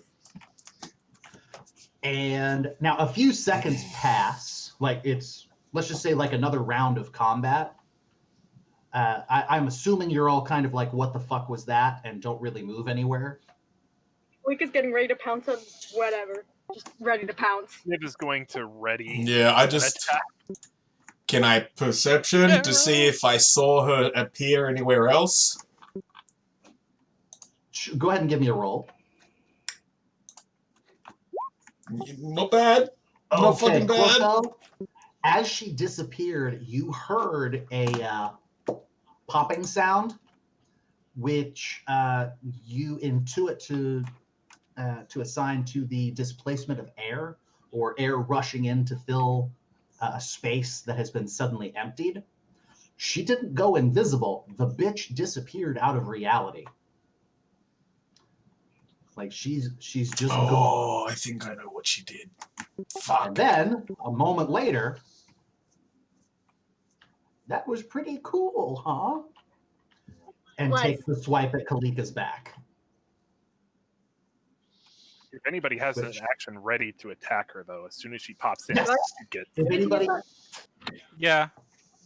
I mean, I know that I said I Kalika readied did an arrow. specify. Okay, and Sniverex, I did hear you, Raka, say it as well.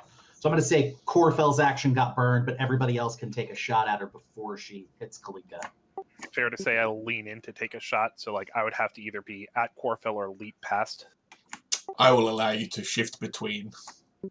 Hey! One hit, Look at that for 4 team. damage. But you know, something. That one also hit. Hey, that's a 9! Hey! Principal. All right, so the longbow hits for 4 damage. And then 9 after that.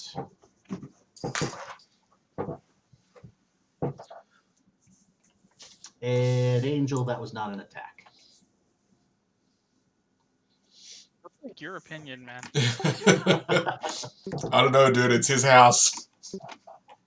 Fuck, you're right. Jackie Treehorn, man. He treats objects like women, man. But yeah, 12 is unfortunately not good enough.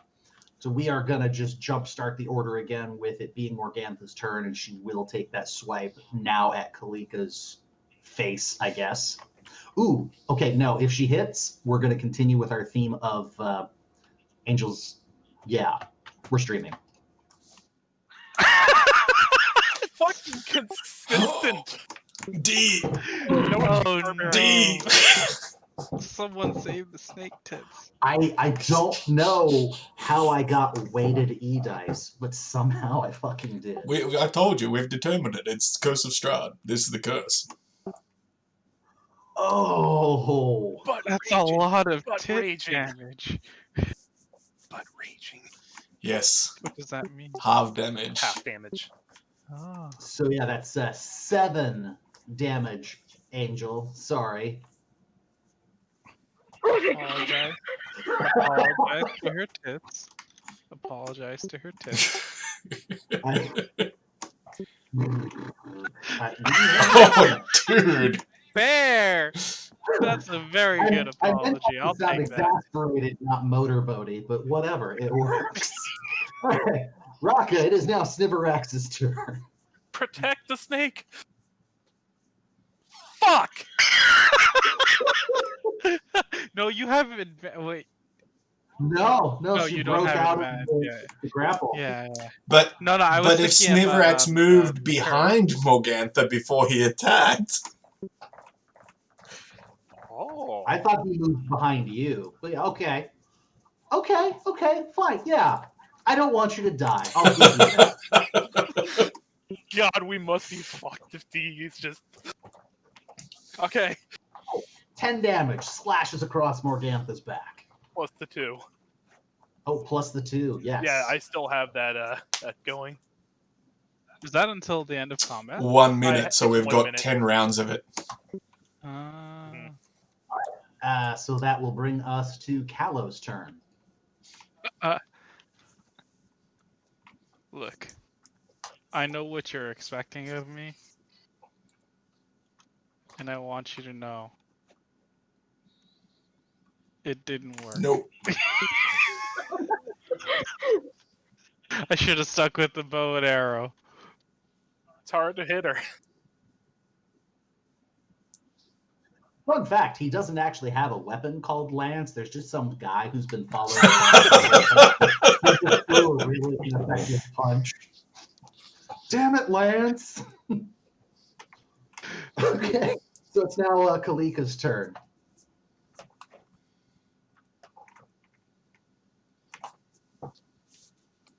Okay.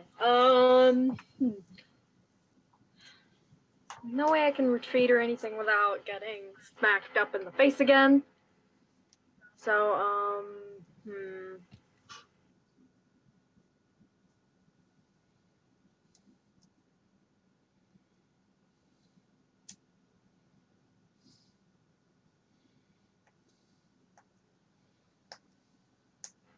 fuck it, let's fucking try and catch this.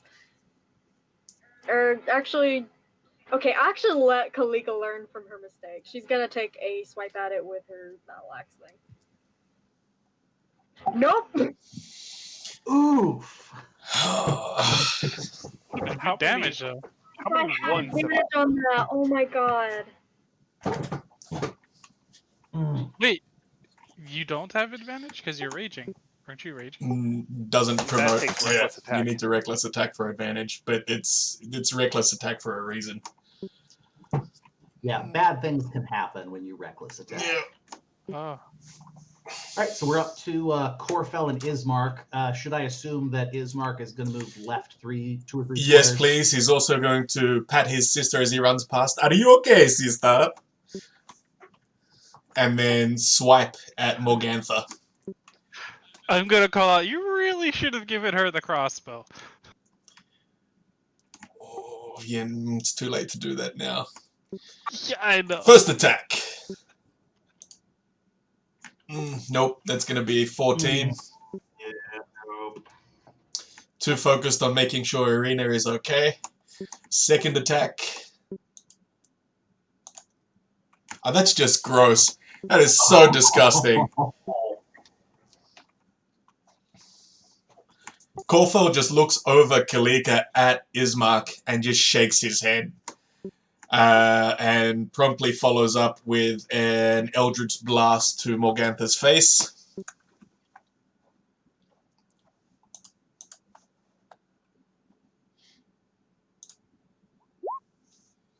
Nope. Wait, is her AC still 17 against spells? Is that how that Yeah, works? yeah. AC is the same. Oh, She has so much health, so much armor, so much resistance. Yeah, you guys are level 2, and she's a challenge rating 5. So. Oh. All right, it is Morgantha's turn. And she looks directly at... You know what? She got hit a couple times this turn.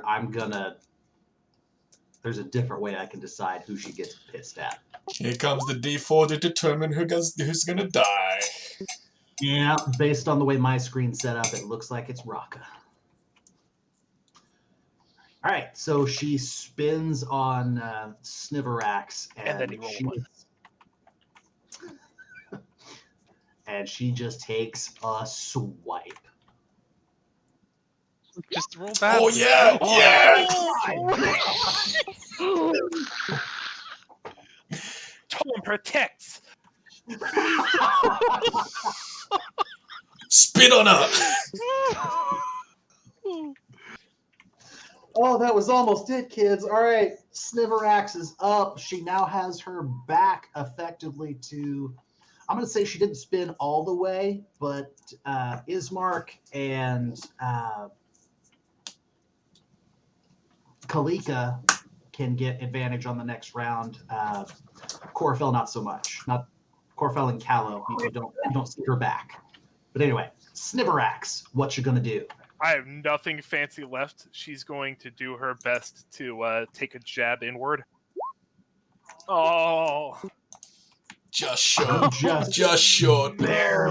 just barely miss, just hitting her right where the that artery in the thigh would be, and somehow you manage to jam your wooden sword into the old lady's thigh gap instead. I just realized something. Oh God.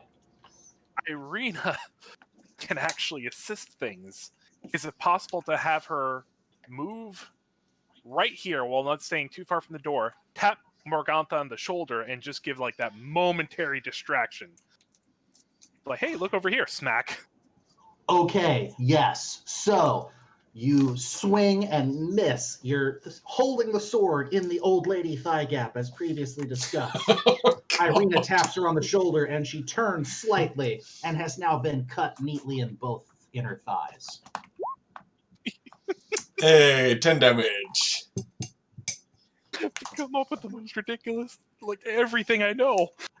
I never thought about the help action. But Irina has no weapon. I was going to have her do that. Just jammed in the door. Quick question. Does the help action apply to just you? I think Like, it's helping a person do an action, so you can help one action. Okay, so yeah, that's what happened then. Nobody else is getting advantage off of that. Callum, No, what sadly. you got?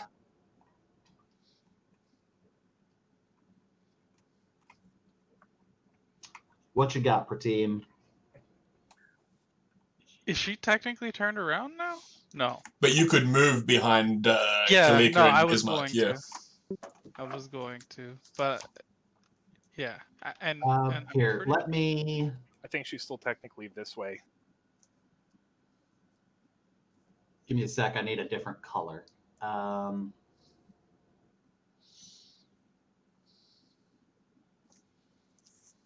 That's the magic line. If you get your whole body on the right side of it, you can hit her from behind. Cool?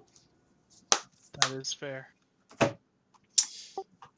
Give me a quick I'm roll, pretty sure good sir, to see Lance if has Prateem reached falls that's over for exactly no why reason. I bought this weapon at the very beginning. It when I was does. choosing stuff. 10 Yeah. feet. So I can So be you here. have no weapons that can be used in normal melee range? I do. I'm just Oh, okay, not okay. using. Yeah. Yes, you can try to stab around Kalika and surprise the shit out of Morgantha when, like, Kalika's armpit suddenly has Big a stabby weapon. scan on! Exactly. Come on. Oh. At least it's not the natural one, because then you might have stabbed somebody in the back. It was a natural Yeah, but you one. have advantage on the strike, so it's okay. Plus side, like you didn't land a solid hit, but it kind of poked her in the shoulder blade, and she was very surprised. Kalika, and you do have advantage on basically whatever it is you choose to do. These dice are bullshit. All right. I'm gonna They are. I'm gonna say that it's hugging time. I love you, you love me. Please do not fucking kill me. We did it again! She's grappled! All right, yes, Morgantha is grappled, and at least until she can break free or teleport or whatever, you've got advantage on attacks against her, kids. And that's going to bring us to Ismark and Corthel. So Ismark's going to, in a two-handed grip, take the longsword and just sort of lift it above his head and start stabbing down into Morgantha over Kalika's shoulder.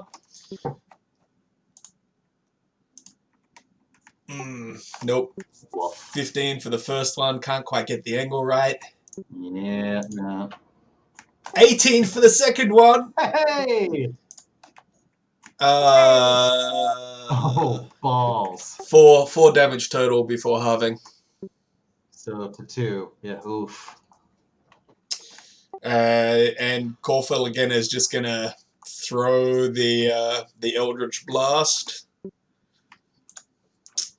So I'll cast the spell and then roll another d20 separately to see for the advantage. Oh, no, ignore that. That's the wrong thing. On the wrong page. I was gonna say, are you trying to turn her into a frog? No, it's not going to hit. All right, so Morgantha is going to try again to break free. I guess not again. She never has had to really break free before. She's not going to teleport. So we're going to do a strength contest, Angel. And I think, let's just say you have advantage. So let's just give me a strength saving throw. Let's give you that boost. Okay, With so the advantage. 19. Yeah. Oh, yeah. Oh, Okay. yeah. Morgantha now, she can't break free. What she does do is look directly at Corfell, and as she speaks, she sort of nods down at her left hand, and she says to you, "Look at my thumb. Gee, you're dumb." And then casts magic missile from her waistline right up at your fucking face.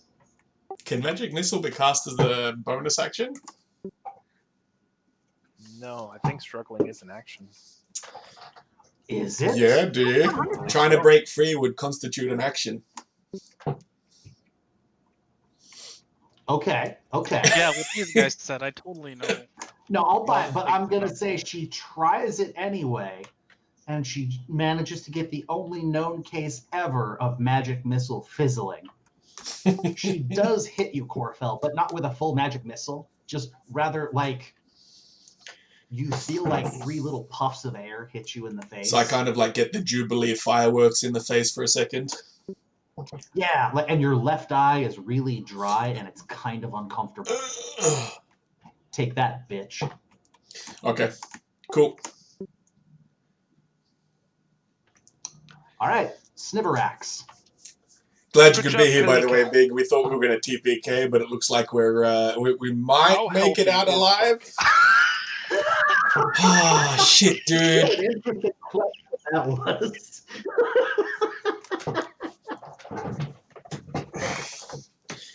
We're out here picking fights we shouldn't be picking. Welcome to sunny Barovia, kids. Callow! Is she at least close to dying? Closer than she was when you started, sure. I don't like that. No. All right, so yes, she looks like she's in pretty bad shape, but Wait a minute. she doesn't have that I'm on my last legs bullshit. She's still got some pep in her step. I just realized if she's still in the grapple, can I have Irene scoot around, grab the bag, and jam it over Morgantha's head? Okay. Just whoop. Are we trying to suffocate the old lady now?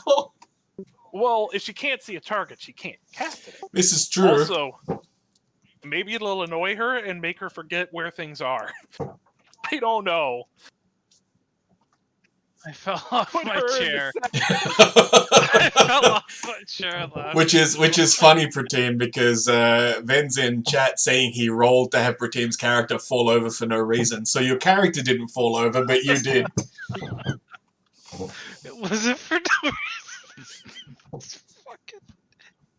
What did Rocket say? something fuck. And it just killed me. Team the 16. Go back in my the stream God. later and make a clip of that. This is the fun of the D&D, my dudes. All right, so we're now at about the 2 hours and 30 minutes mark. So somewhere around here, go back later and make a clip of Rocket doing the something fuck. Yep. Here's the title of the clip: something fuck. You remember that time where you cast that hex, so anytime we get a 19 on her, it'll be a crit? Yep. You're so optimistic. Yep. Well, no, it worked for Ismark once, but He did 2 damage, so yeah. Right. So Morgantha now has a bag over her head. Sorry, what was that, Angel? I mean, it technically worked for me getting a grappling, but Oh my god. buddy. Oh, Lance. Fucking useless. useless.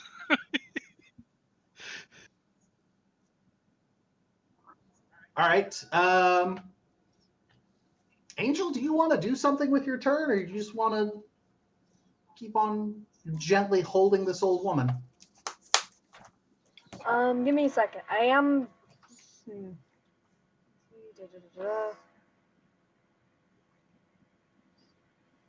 Actually, hold on. Yeah, I know what I can do. I am gonna go ahead and go ahead and use my fangs and just bite her. Because Now, I think that's something I can do without having to ruin the integrity of my grapple. okay, and just so I'm clear, you're not trying to actually swallow her whole, because I feel like that's a whole other thing. It would Not yet. it would be comeuppance for Morgantha. You could try to bite her head off. I'm not going to rule out that Morgantha gets swallowed whole while she still is peppy and shit goes bad for y'all. Yeah, no, I feel like that end with her blasting her way out of Kalika's stomach or something. Or just Game disappearing out over, of it. man.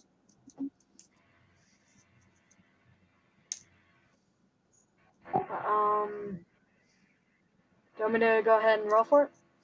Yeah, obviously with advantage because you've got a pretty good grip. Hey! So that'll be 8 piercing damage, which we're going to have down to 4. Nice. Wait, don't you get +2 from your raging? Yes. Oh.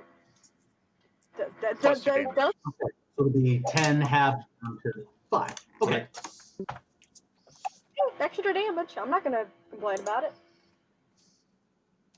Right, and you can now very clearly see that Morgantha is starting to bleed. Like, you didn't really notice it before. Just all of a sudden, some of the wounds definitely have some blood. And Ismark, by the way, looks like he's an extra in, like, God of War. He's just got blood streaking down his face. Boy! He can barely see out his left eye because there's so much blood running around it. Speaking of Ismark, what you want to do? Same again, just that double attack. Nope. First attack is gonna miss. You managed to poke a hole in the back somehow without hurting Morgantha. That's a crit. That's a crit. That is a crit. Oh my. It's okay. It was advantage, so it's still the crit. It's still the crit. Okay. Yeah. Okay. I thought that was the damage roll. I was gonna be like, sir. No. Here comes the damage roll. Oh, it's not bad. Oh shit. Okay. So that's 12, and that'll be halved down to 6.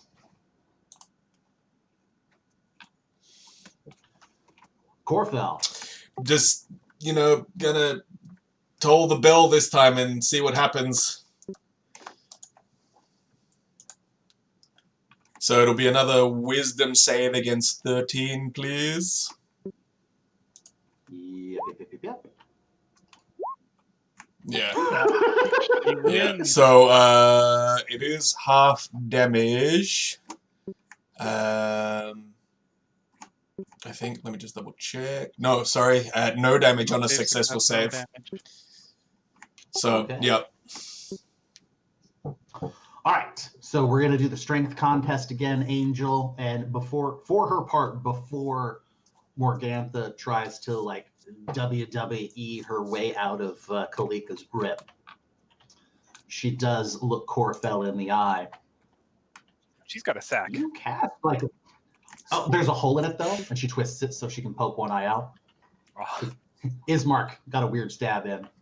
Just You can kind of see the one eye, and you hear her say, muffled through the sack, "You cast like a little bitch."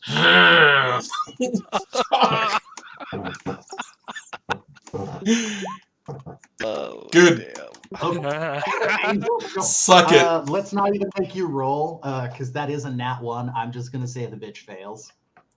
She tries to shrug you off, and just, like, she's so slick with blood now, she just kind of wriggles around in your grip like some sort of weird slug. She manages to push herself into Kalika's mouth a little bit more. Okay, and yes, she is definitely starting to look feeble, finally. Sniverax, what you got? Silent witch. Oh, Hey, you did it! Do the thing. 9 damage. 9.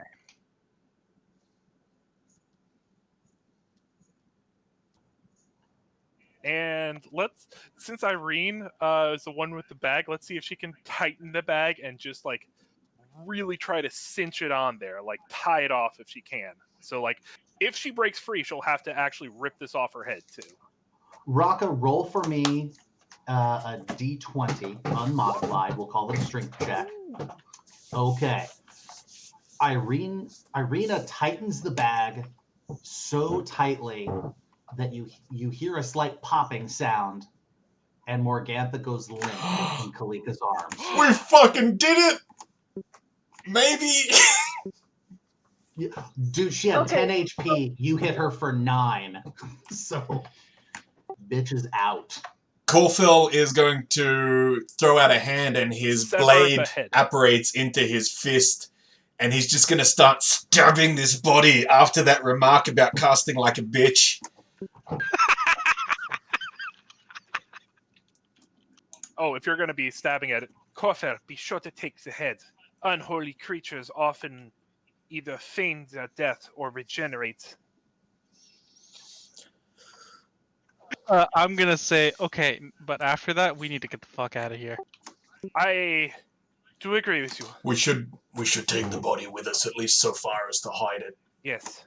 Take the body and Take the head. Take the head. Kalika, go ahead and eat. We're gonna go. That's Let's go. yes. Wait, don't- That's how we don't hide the eat body. We need to. We That's how need you to hide see the what's on it. body. Just Fine. We'll eat later. Fine. Yes. Fine. yeah. Grab and go. It's takeout. We worked really hard. As we're takeout. going, can I do a quick just sort of listen to see if anything else was trying to come through that door?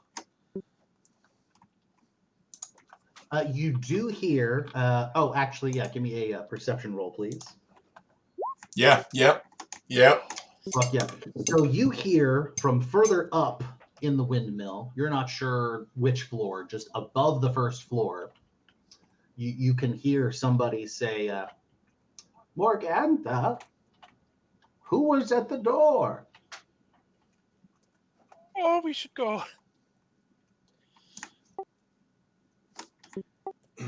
I'm going to gesture everybody to start running. I will tell Irina we will buy her a new rapier, and then I will try my best to imitate Morgantha's voice.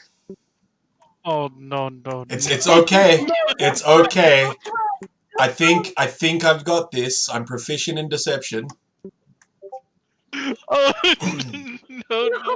Okay, Kalika's just going. She's just slithering out of there with the body. I'm just gonna run. It's okay, sister. It was just the wind. Oh! Fucking take it! Sure. Take it! Listen, I'm proud of you, but I'm still fucking gone. Sniverax is actually going to jump.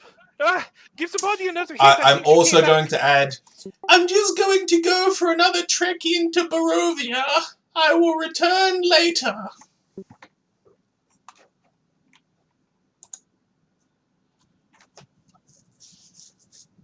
Yeah. And then I fucking leg it. I leg it so quick.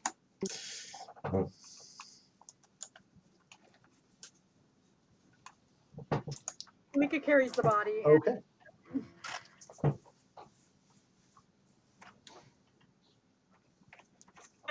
By the way, I know that he's all bloody, but as we run away, I'm gonna fucking punch Ismark. You're like, what the fuck?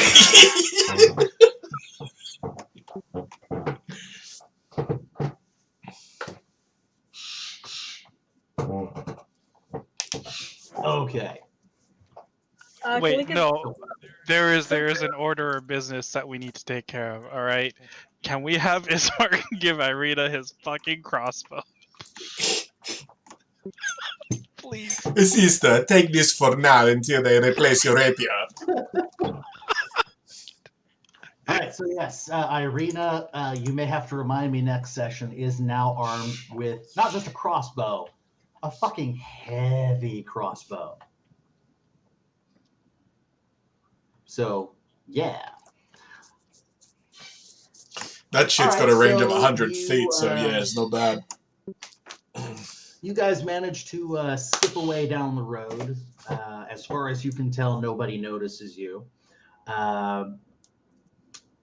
Worth noting, it's starting to get dark, and you're in the middle of no and where in Barovia. Oh, yeah. You guys are definitely getting a level at the end of the session. I just wanted to wrap things up first. Fair enough. You know, I want to point out Sniverex does actually carry like full-on camping gear. I think she has one tent, but a couple of bedrolls, so like we can make something happen here. Kalika can burrow, so. What do I have?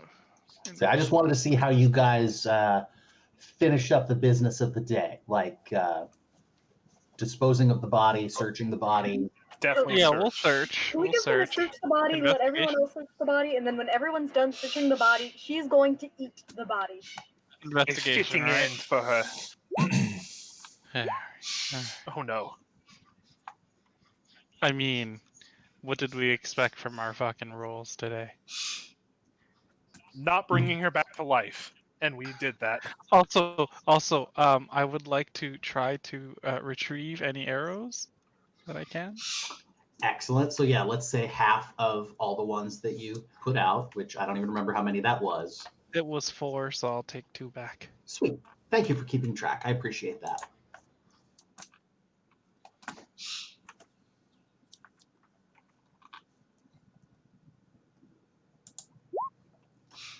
So on Morgantha's person. Oh, am I rolling an investigation check? Or is it just Kalika?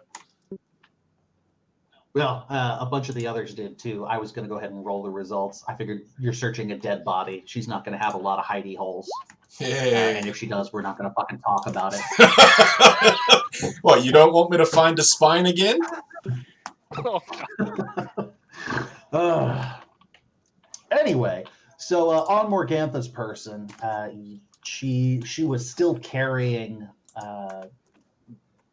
2 sacks that she retrieved from the wagon you smashed when you met her in Barovia Village. You find 21 gold pieces and 3 dream pies on her person.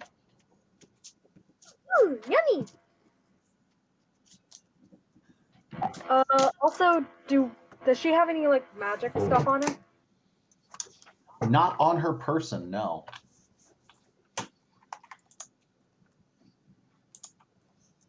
Like, let's be honest, there's some magic shit back in the windmill if you want to go poking around, but there's also 2 more people who are probably a lot like her. Did she revert completely to her true form when she died, by the way? Yeah, I was going to save that narration until we figured out what we were doing with the body. Okay. Eating it. Okay, there was some talk of decapitation. Was that happening first, or is Kalika just eating this bitch whole? I think between Corfel stabbing and Ismark, I'd say we probably decapitate her at some point as well. She can eat the head, but she's definitely decapitated first. Okay. So Kalika, as you grab Morgantha's corpse, are you going body first or head first? Next up. Since they've been separated. Body first. Okay, so you've sort of gripped her by the biceps tightly, and as you're unhinging your jaws, which is just, I'm sure, very sexy and not at all disturbing, you can sort of see a slow ripple go through the body as the glamour that she had cast on herself to appear as an old woman wears off, and her skin takes on this very dark, almost purplish hue. Really, the only part of her that doesn't change to reflect this is the claws that she grew to fight you. And her, like, as you're trying to swallow her, her body seems to grow slightly longer. Not enough that, like, you can't devour her. It's kind of like when you try to swallow a pill and it's one of those really dry ones and it gets hung up somewhere and you didn't have quite as much water as you thought you did. So there's just this moment of before you finally get her down. And by the time you look at it, the head, like her hair has gone from that white, gray, whatever, to being thick, black, and like oily. And yeah, it's a dark purplish hue as well. And her mouth is just full of these fucking needle teeth. Her head is pretty. Oh, and I don't know how Kalika's tastes run, but technically the thing that you ate was not a humanoid or a beast, it was a fiend. So I'm going to guess spicy?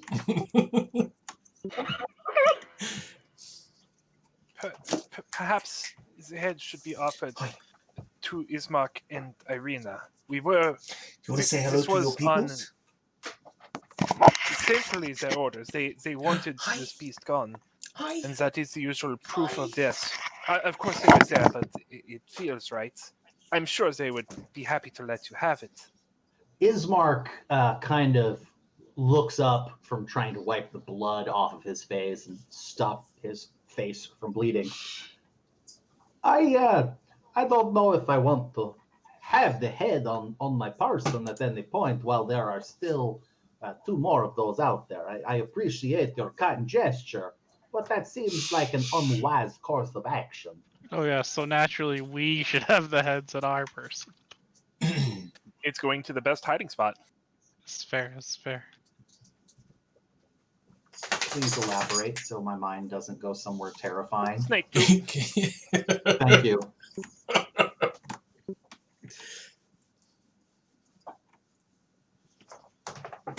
Okay, so I feel like that's probably a really good spot to just call it good. Wait, are we taking a rest? I mean, it's nighttime, so yeah. Please. I was going to chat with Irina and Ismark a little bit, and the rest of the group. We could probably hold that for next few if you want to end here. Could we? Yeah, I feel like this is a good spot to end it. If you have your maps from the handouts available, you would be the bone grinder is O on the map. I would say you go to the end of the path where it meets the old Svalich road that you'd been following. So you end up hanging out, camping out at that intersection. I'm sorry, what were you asking, Nick? You're going to answer my question in a second when I look at where we're actually situated. So where did you say we were? The old bone grinder was O. Okay. So yeah, just follow that path out like the 1/4 of an inch or whatever it is on your screen to where it meets the old Svalich road. And Yep, I got it. I was looking to see if we were going to be able to get back somewhere relatively quickly, but we're literally midway between or a little bit more than halfway towards Vallaki after leaving the Vistani camp. So, I mean, plus side, when morning comes, you'll all be level 3.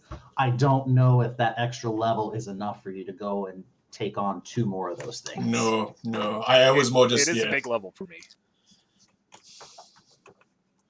But I would definitely There's be so many- saying that we're going to have to keep guard as we rest through the night. Oh yeah. In fact, if we can get any more distance, so we're not just like camping 100 feet from there. Yeah. Oh, there's so many things to say after this.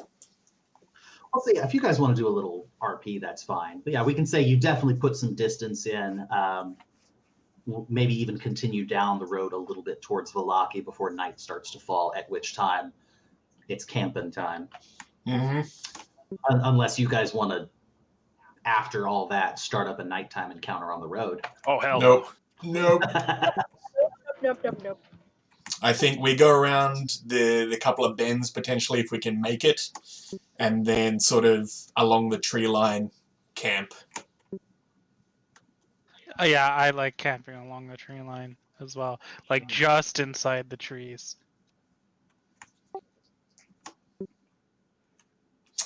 Ooh. Yeah. I think as an elf too, I don't need a full 8 hours for a long rest. My understanding was, yeah, elves do the trance thing. They're not technically asleep. Correct. So you can keep watch. That was my thought, yes, to allow the rest of you. But I'd have to double check specifically before next session how that's going to work specifically in terms of trancing and keeping watch. Yeah, so we can sort all that out.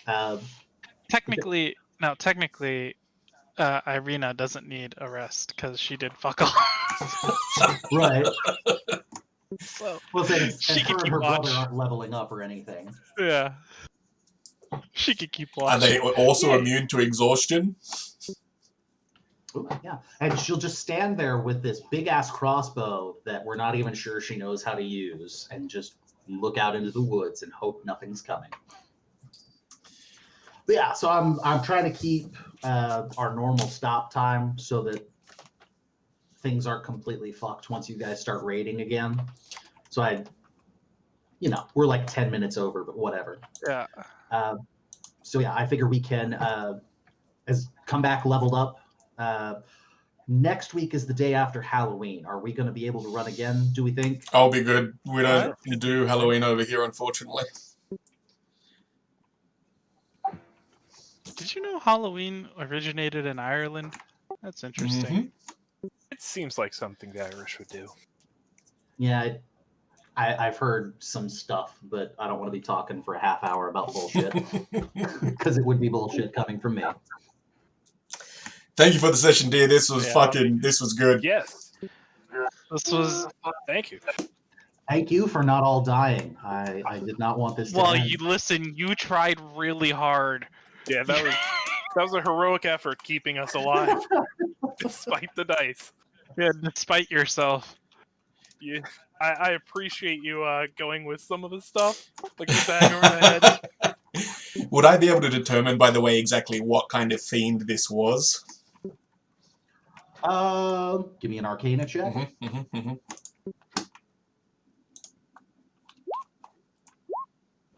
Oh yeah, that was a night hag. Okay, yeah, I figured it was a hag. Night hag's not great, especially with what sounds like a coven. So yeah, fun times. Are we going by breakpoints or experience to level? I don't want to keep track of numbers and try to assign arbitrary numbers for RP encounters. So yeah, just as we hit various milestones in the campaign, I'm going to throw shit out. Okay. But you more than earned this level yeah. with that fight. So like, it won't be quite as big a challenge to get to 4, but like there's definitely going to be stretching out between levels.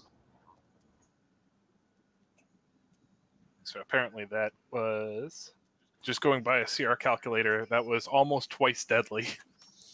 Yeah, yep. But Now, we made are it. you taking into account the veteran and noble assist that you had? Veteran being a CR3, noble a CR of 1/8. Well, the noble didn't really do much. It's 1/8. How does that figure? She got the Fair. killing blow. I also don't know how to She got the killing blow. add that in this. Yeah, okay. Still over deadly, but we lived somehow. Just barely. Given the fact that almost everybody's attacks were at half damage because they were non-magical, yeah. Yeah, with resistances also, CR really breaks down. Because around the 5, they kind of expect a few magic weapons in there. Also, that one attack that luckily missed Sniverax. Ooh. Yeah. If that was a 20, that would be instant death. Oh, I thought you were God. dead when I saw the 12 damage from that first swipe, dude. If I didn't heal myself, I would have been. I was mentally preparing for death saving throws. Not gonna lie. Thanks everybody for coming to watch my first stream, or our first stream of I was certain that our was Curse it. of Strahd campaign. Yeah, we've built up a lot of background Hopefully, for the character to pay off later. You enjoyed what you saw of it, and if you did, we'll be back same time next week. Not that I expected Sniv to live. Come along and watch us just, fumble through trying not to get ourselves completely fucking killed. Listen, we've added to Sniv's legend. All right, she took Debbie to town, and then she got in the sack with the old witch. Got in the sack. And then Corporal got her in a sack. Yeah. All right, People are gonna think Sniv is some kind of sex god. I'm gonna end the stream Corporal here if got people her. want to say goodbye to your Corporal. fans. All right. I don't know if they're fans, but hey, they watched us almost TPK. Thanks for watching, everyone. Corporal got her in his sack, and then